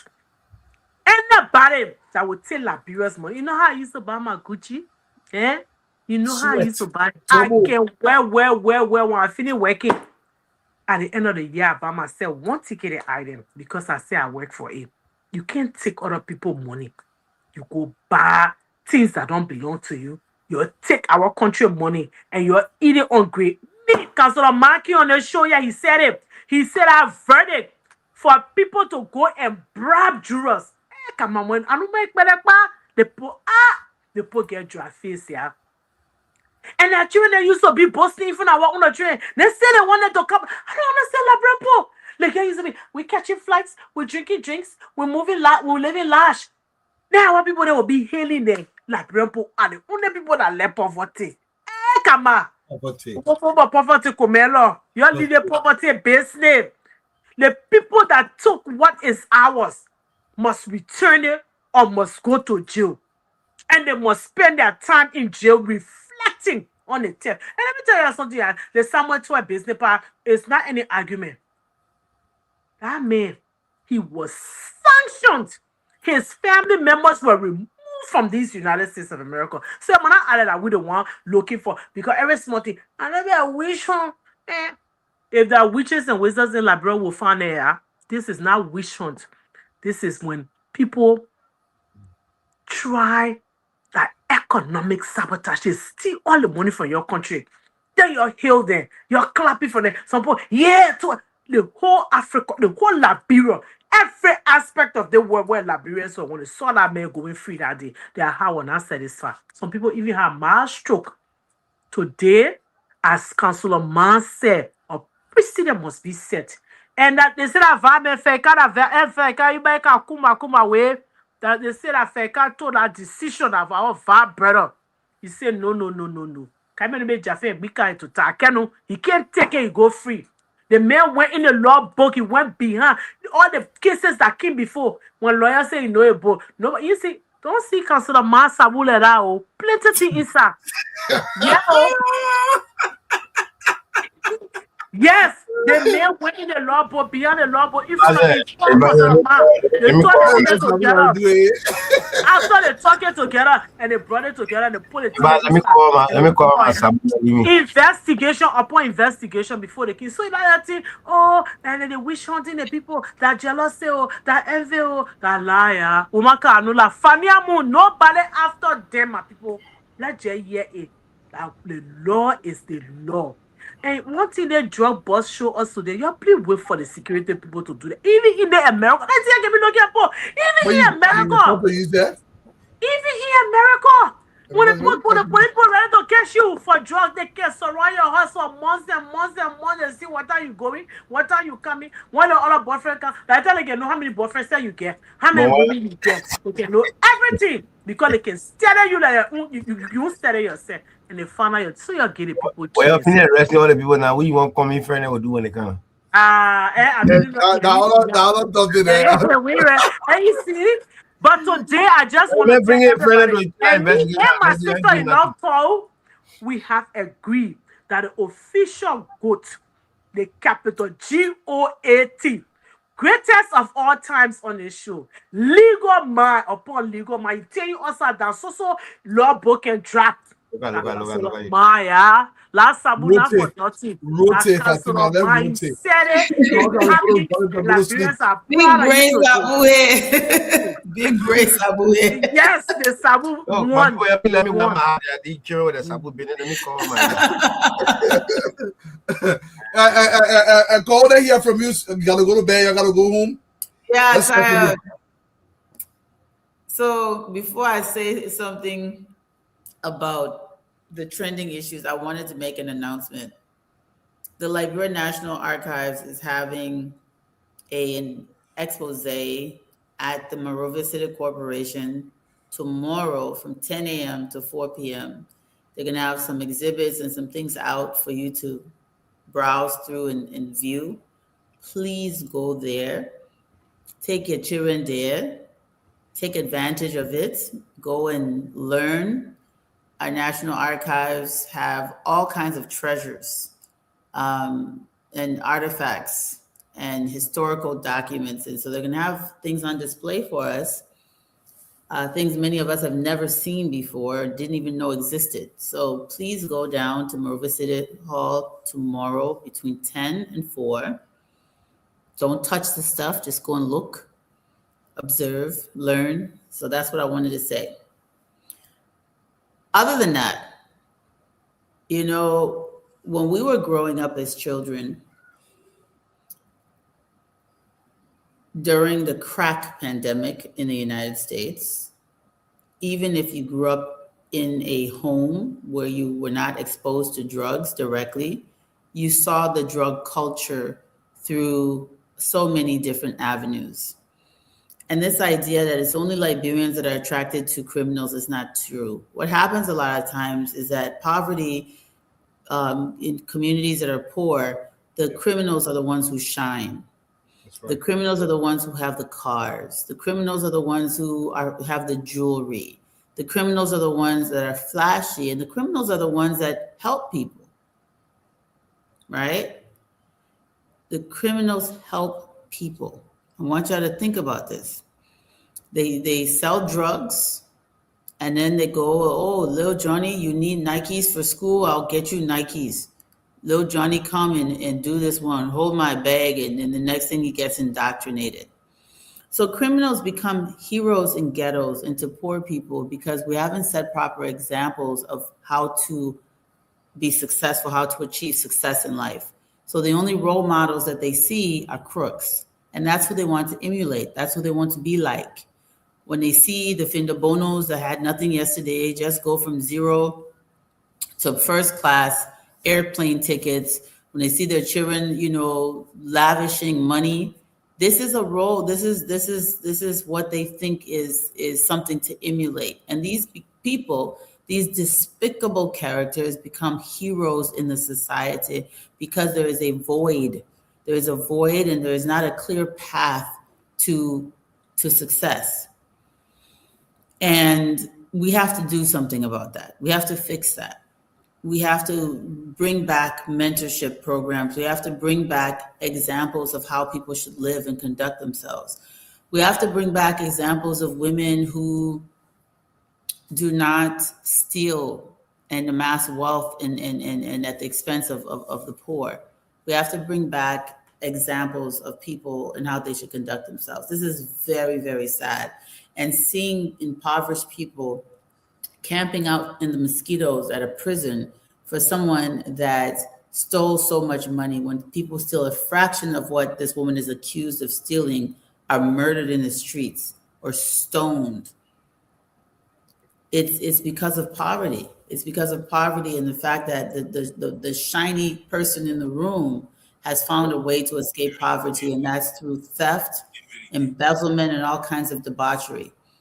So on that note, guys, do the right thing. Do the right thing. Joseph Yomo Boakai is a true father to this country. That's right. President Boakai wants us to do the right thing. President Boakai wants us to work hard. President Boakai wants us to serve the country. Even as private citizens, we can be of service to our country. This man wants us to get back on the right path. He took us back to the fork in the road. We saw where we made the wrong turn. We made the decision to go in the right direction. There will be growing pains. There will be all kinds of naysayers. There might even be potholes in the road as we move towards progress, but we must keep our eyes on the big future picture, which is a better Liberia, a cleaner Liberia, a healthier Liberia, a more intelligent Liberia, a more productive Liberia, a safer Liberia. This is the future picture. This is the picture that he has painted for us to keep our eyes on and focus forward. And this is the picture that will unite us as Liberian people. I want all of you who may or may not be able to make it a Grand Bassa on Monday. Dwalu, y'all watch it online. Whoa. The president is a patriot. And the patriotism of our president is resonating with all of us, and it's driving us to do the best that we can, even as private citizens, to help serve the country under his watch. Buchanan will again display the 100 historic photos for the public. I'm not doing history today because I'm tired, but I wanted to throw that out there. Y'all, good night. Thank you so much. Thank you. Thank you, my brother Abraham. Your parting statement for the night.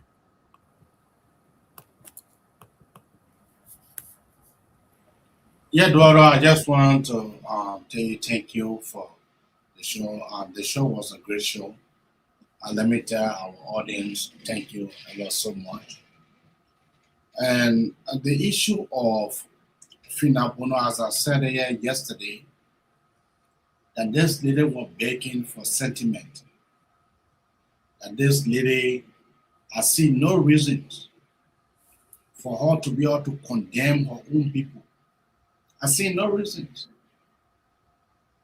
Like I said, this lady, she is just another ingrate. That her own ungratefulness and her own meanness and her own attitude suffering her soul. Why do you think that the chairperson of the CDC was there on your father's funeral service? The former finance minister was there. Why you wouldn't want for the former president for him to be there? He was the one that tell you for you to go to steal. The lady stole enough of our country money, leaving our children in no suffering. That money that Fina Bono stole, that money could have erected good hospitals, good clinics, good bridges. But now tonight she will be facing that in South Beach. And that's the reason why sometimes when I come here, I always say that we need to erect a new prison facility because the prisoner will be too much. The prisoner will be too much, and South Beach is already overcrowded. So we need to erect a new prison facility. What must I do? Let me tell the president, thank you. Thank you ever so much. For the president to be able to take the investigation from the level of LDA, the Justice Ministry, and be able to give it to the security apparatus of our country. To be able to tell every one of them, you guys must look into this and find out why this drugs thing is rampant like this in our country. You guys must be here reliable. You guys must be able to find out. You guys should be able to investigate. I say kudos to Mr. President.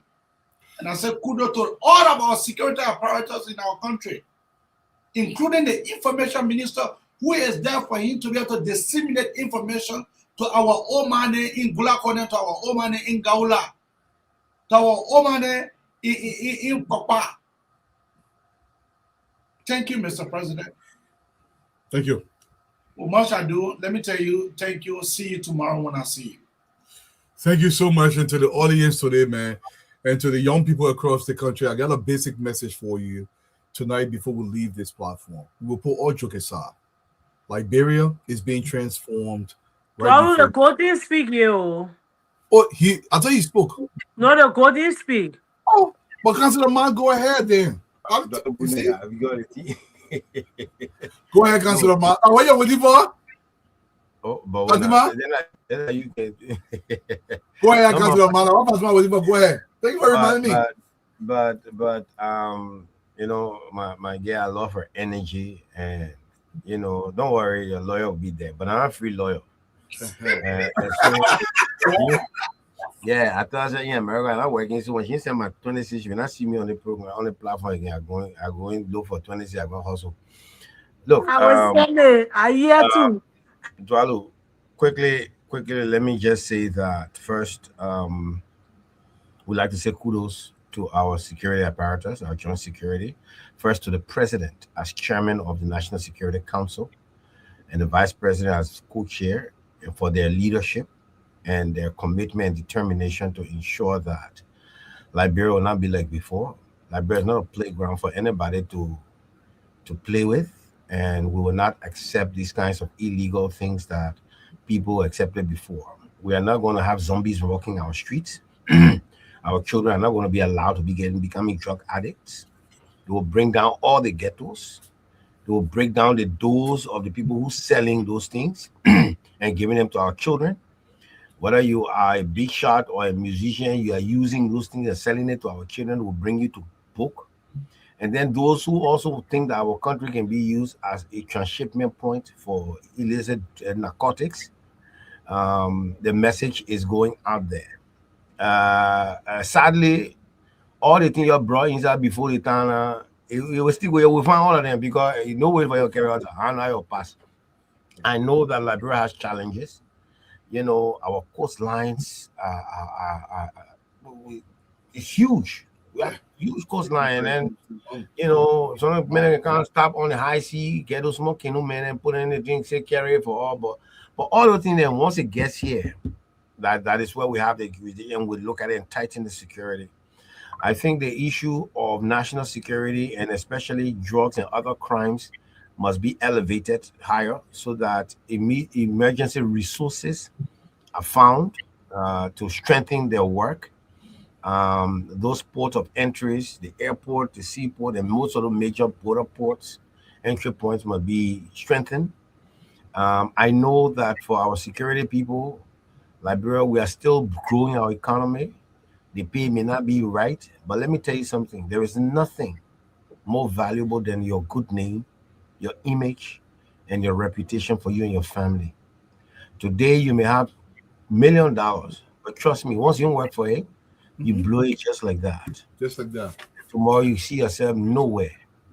Don't destroy your life because of that. Don't think that you are the smartest person that they can catch other people, but maybe they can catch me. So I can do it. I think this is a signal now to clean our country up.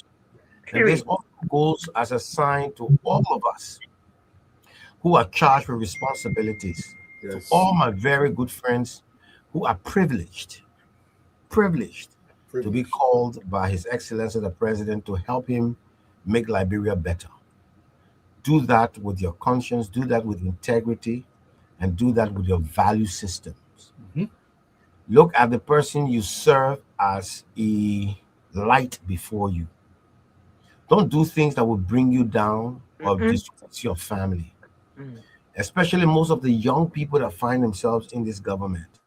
We had a generation of leaders before of our generation, the last 6 years, who did not do us well. But the elderly man whose generation has passed, that we always say that generation failed us, has given us another opportunity as young people. All right, because all these things are transient. All these money, all the wealth, all the things they exhibit, they will come and they will go. You know, I always say that, you know, you got maybe 2 children, all your children and they're grown up, then you go in bed, 10 bedroom, 20 bedroom. How many rooms you sleep inside you alone? Well, how many beds you were sleeping? One. You know, you buy 15 cars. How many you will drive? One at a time. You know, and you know, because I can have sympathy and empathy with you because we are friends. And as I said, look, Finna, long before the CDC came to power, she was my friend. And most of the time when I'm going to the Southeast, she was in River G. I would stop to her place, you would host. But it doesn't mean that what you are accused of, I agree. You got to face the music.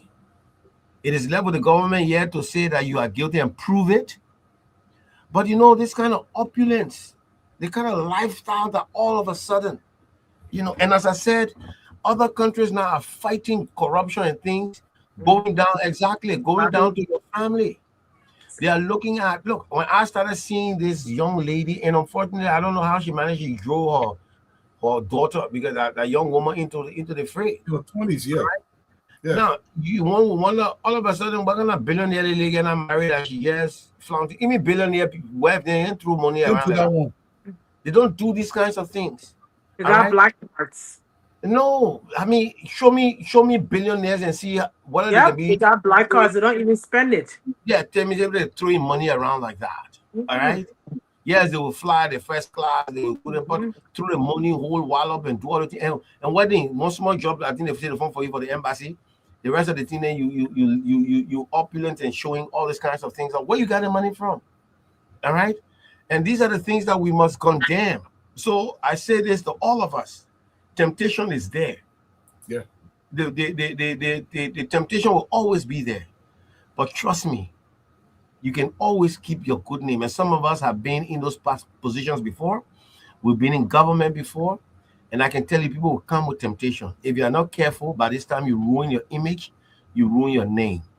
I can tell you one like me in Tualu, anywhere in Liberia I reach, I call my name to open the door for me to enter. Of course. Because money don't fill my eye. Of course, you're officially the GOAT. If I don't get a car to ride, I will go to Keke. I will sit down there. But nothing wrong with it. I will go sit down to the magisterial court. I will get 1 or 2 clients every day. Look, I tell people, I say, look, people ain't know about law. If I sit down to the court every day, in fact, the office I was sitting down in, the money I can make to the court, I'm not making the office. Correct. Because if I sit down to that magisterial court every day, I will not leave from there with less than $500 every day. I can't sit down in my office and make $500 every day. Nope. It is not possible. All right. So you find things and if you trust you, do it. Because tomorrow, all the drug busts are going and the security people working. If they catch you and my friend, they put you there, one kind of platform will deal with you. We will deal with you bad, we'll deal with you.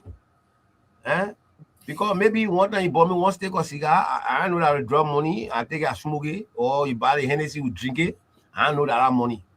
But I hope People not getting tempted to do these kinds of things. But we must be frank with it. Because somebody comes and say, oh, look at the people, your own friend you're talking to, like that. No. You can be my friend. We sit down, look, we struggle, we'll get it red, we put it on our tree there. I don't know if Fatima, you've gone on our tree, right? To Pinsway there, under the tree.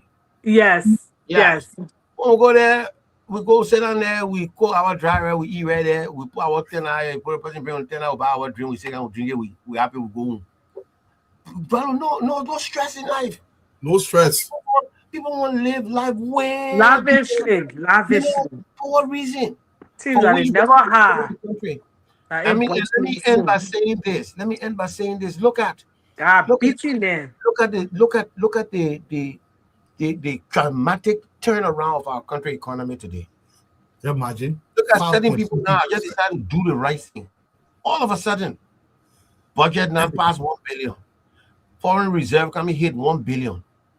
All of a sudden, what made you think since 179 years we couldn't do it? We could do it. To sit down for somebody to try to make logic out of taking $6 million equivalent. And you say, I use it on national security in 3 weeks. $6 million. They're not small money. When I'm telling people that I said, that's small money. They can wreck more than 2 hospitals. $500,000. That's not small money. It's $6 million equivalent, 6.2 million. Give me the 200. The 0.2 million say the 200,000. That's not small money. That's small money. 6.2. When election time, they put money in the budget for all the security apparatus. They get all of them money to monitor the election. Everybody will deploy. Everybody will pay. So what extra security matter that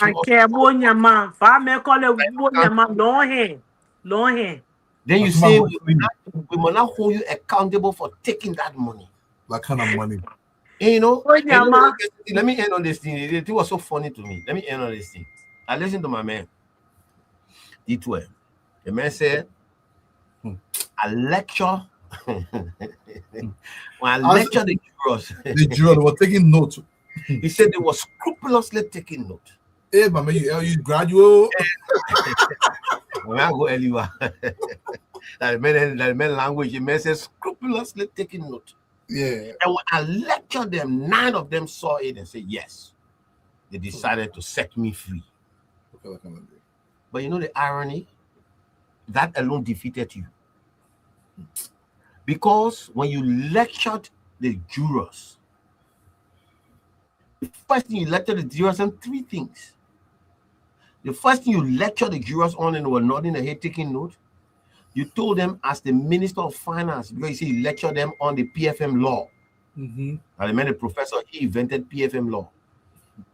When you lectured them on the PFM law, that lecture said that you, as the Minister of Finance, you are telling them that you got a right and authority to take the money anytime and do what you got to do with it in your capacity as Minister of Finance. That was the lecture. They were nodding their head, they were taking notes, but they did not agree with you. Because they said, no, the money was taken illegally. So they did not agree with you. You lectured them and said the president of Liberia, President Weah, as national security chairman of the National Security Council, authorized you to take the money. You lectured them, they nodded their head, they took the note. But they disagree with you. They said, no, that authority, it was not correct. So the money was not legally taken. The third thing, you lectured them and told them how you use the money for national security purposes. Because if you had not used that money, maybe we would never have had Liberia again. I think the security thing was so serious until Liberia was coming to collapse if Samuel could not use that money. But the thing is that the jurors did not agree with you. No. Because they said, no, that money was stolen. But the only thing that they agree with you is say, all that thing you talk, we lecture here, we hear you, but that money was stolen. But we're not going to hold you for stealing that money. We'll hold your friend in. People then we know about that, then we catch. But for you, yeah. But all that thing you talk, that money was stolen. Because money exchanges. So you see the thing that he didn't see from the jury. They said no. Because if they had believed you, they were going to say, oh, but they make clear everybody not guilty, everybody free, you go. But they said no. There was theft. They just stole the money. And then, but you who lecture all, the way election fund, we move you from there. There you go. Even though that you say you took the money, you say you did everything, but we let you go. Mm-hmm. But the other men will catch them. And I go walk. You understand? So when you explaining these kinds of things to the Liberian people, you don't think everybody that foolish people. All me, I never sat on the Sacramento tree before, so no kind of thing doesn't convince me. Myself, I never. You understand? So I'm saying this, that people should understand that these things will pass. The way people manage our country and our resources must stop. And I pray today that especially that anti-corruption court thing that gone to the legislature, please pass it soon, so that it can be budgeted for next year, so that it can come into force by next year or soon. Because I know the process to find the judges, to find the courthouses and things, it's not going to be easy, but pass it soon. Because the laws on corruption are different. You see, right now, if you're only looking at stealing and things, everybody can say, but show me how, if you say I stole the money, what did I put it here? What did I do here? What did I do here? Under corruption thing, you can't talk about that one now. The guy got to show that you took the money. You took it. What you did with it, that's our business. And that's what was proving, and that was proving in this case. In Samuel's case, it showed that you took the money illegally. You didn't have the right to take it. We will show you how to spend the money. Bypass all the financial processes, and you did not use it for national security. That's all they have to prove. What you did with it, what you didn't do with it, that you will answer that one later on. Dwalu, Fatima, the goat. Thank you, the Liberian goat. people. The goat. All, and it's only one Liberia we have. And I the think best 26 gift we ever got, my people. You're thinking. Tonight, I would say to us all to think Liberia, love Liberia, and together let us build Liberia. All Liberian people, it's a great gift today. Fatima, go get some sleep. Thank you so much. You're forgetting. I keep forgetting. Oh, you yeah? Where are you? New Jersey. I'm in New Jersey. I'm leaving tomorrow. Day after tomorrow. Hey, see, she leaving tomorrow. That time she tell me. Day after tomorrow. Day after tomorrow. So our people, man, you're thank you so much. You have to for my 26. But I told you I'm in New Jersey. No, I didn't know that. Thank you plenty. The issue here, guys, when I allow Dwalu to take the country money, Dwalu spend it on a 3 children and a wife, then you can't free Dwalu. The goat said it from the day one. He said they were not going to go free. The goat said that they were not going to go free. Yeah. So the country's money is not a play toy, the Council of Man said. It's not a toy. It's going to define whether we have a future or not. How are we defining our future? We cannot do it with pity. Every other society that is developing, you see what the Ghanaians have done. They have gone into the private sector. If Fatima is my sister and I'm a minister, and then Fatima all of a sudden got 15 stores in real life, Fatima has to explain that. And this is how the money is trickled down. And I love the new corruption law. They just have to prove you took the money. How you spend the money, we don't care how you spend the money. That is a decision you're going to make. Look, I know sometimes in Liberia we have this pitiful mindset. We say, oh, it's all be daddy. But the other people cheering can go there. Let's clean it up. I got no qualms about that. But if a big person ready to go there, then we say South Beach there. So the other people there, they're not human being. That put enough big men in South Beach, we'll be forced to clean South Beach. Yeah. We'll make it livable. We'll make it habitable. This issue about developing Liberia, let me tell you something. Every time I see the papi, when I look at the papi, give me sleepy Fatima. I'm looking on the ground. He can hear everything. He so can't sleep. Sleeping that the doing all the things in bro, building bridges, building walls. Look, if God is so gracious to us and allow this puppy to govern this country for 12 years, we will be so far ahead. The mind, there is something called the orientation of the mind that is happening in Liberia. People believe in that. No, you can't tell how money you want. You can't have community. You buy me Shanghai. You buy the iPhone 65. You won't get it. They're not supposed to talk it. When they talk, oh, you jealous. I cannot be jealous. Me and Fatima are siblings. God forbid our father died. Our father leave us $1 million. Fatima, I'm not giving no 500,000, but every day I'm going to go to a whole big. When I go to the Fatima say, oh, it's too jealous of me. How I jealous of my own sister when she's only give out the money to me? That's not jealousy. Everything that's not jealousy. That is what is required. You can't take all of our money. You go to Bagidi or come on, not too many. The hungry one ask for some food. Then he said, "Opa, then you're jealous." Yeah. How be jealous you? This country has to develop. We are there. We're gonna develop. The money that belongs to the people must go to the people. Look, I don't expect you to become a minister in government and eat dry rice. That's not what I'm saying here. But why are you eating your whole ass and cabbage? Yeah. Let the people money that don't belong to you go to the people so we can build quality hospital. I was listening to an official say we need to do JFK, for example. I was born in JFK. Mm-hmm. Me too. Me too. Oh, you were born in JFK too? Yeah, I was born in JFK. So JFK is an old hospital. We need a new one, but we didn't get the money. So in the meantime, we fixed the one up. So the money that's going to go to JFK, you cannot take that money and go pay your person. Then you start making, you say, oh, people jealous because I get my cleaning. No, you took JFK money. Go play potato green, you made your money. I got nothing. Look, if you want to open your weed factory, where Claire we have to bring for all you, put your factory down and buy your weed, you become millionaire. I get a problem with you. Fatima, I've been begging my daughter all kind of way. My wife, I've been begging. I guess since she was small, Mama, for her and go. You can win a battle. She a man go when they go come out. Now my daughter is hook. I mean, a different hair coming again. She don't want to pay for the hair, but she want it hair. Daddy, I use your credit. I said, don't use my credit card again. Don't use my credit card. Don't use my credit card. I know how she can always get it. And you know. This is what we're talking about. We got to change this country. And President Trump. Claire, we ain't been here. Claire, we are owe us some money. You know, that's what the thing we're talking about in the country here. The Papa is on the right track. The rest of the country must support what he's doing. Yes. Everybody in Labro, we don't cry about corruption. We don't cry about bar rule. We don't cry about electricity. Drugs. We don't cry about clean water. We don't cry about drugs. You know it. We don't cry about the concentration of cities across our country, which are being literally reorganized in a modern way. Everything is being done. But the Papa cannot do this alone. This is why I love only the 5%ers continue to be behind this person. Hey, Joanna, I'm going to leave your deal away. 80-90% of citizens are beginning to see the light. They're realizing that the country is more important than an individual. And this gives me great joy. The citizens in the Southeast, citizens in Monrovia saying, you know what, Ron? I am not a citizen first. I'm a Liberian citizen first. Anything that's going to move our brain for a while will follow. And this is how I want you to think. It doesn't mean you don't support somebody, but we cannot support somebody who's thieving all of.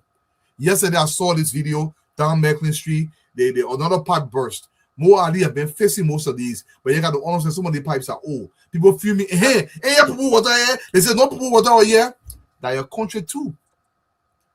The volume of people water that were there, was it the same volume there before? Of course, these pipes are going to burst. Well, I was just in Ghana, guys. I was just in Ghana on Wednesday, and a Ghanaian, we were in a hotel, and the Ghanaian guy said, you know, our whole place was flooded. But all the time I go to Facebook to look at Liberia. Liberians are the only people that always talk bad about that country. Our place was so that we won't say. We want tourists to come, we want African Americans to come. We never say bad thing about our country.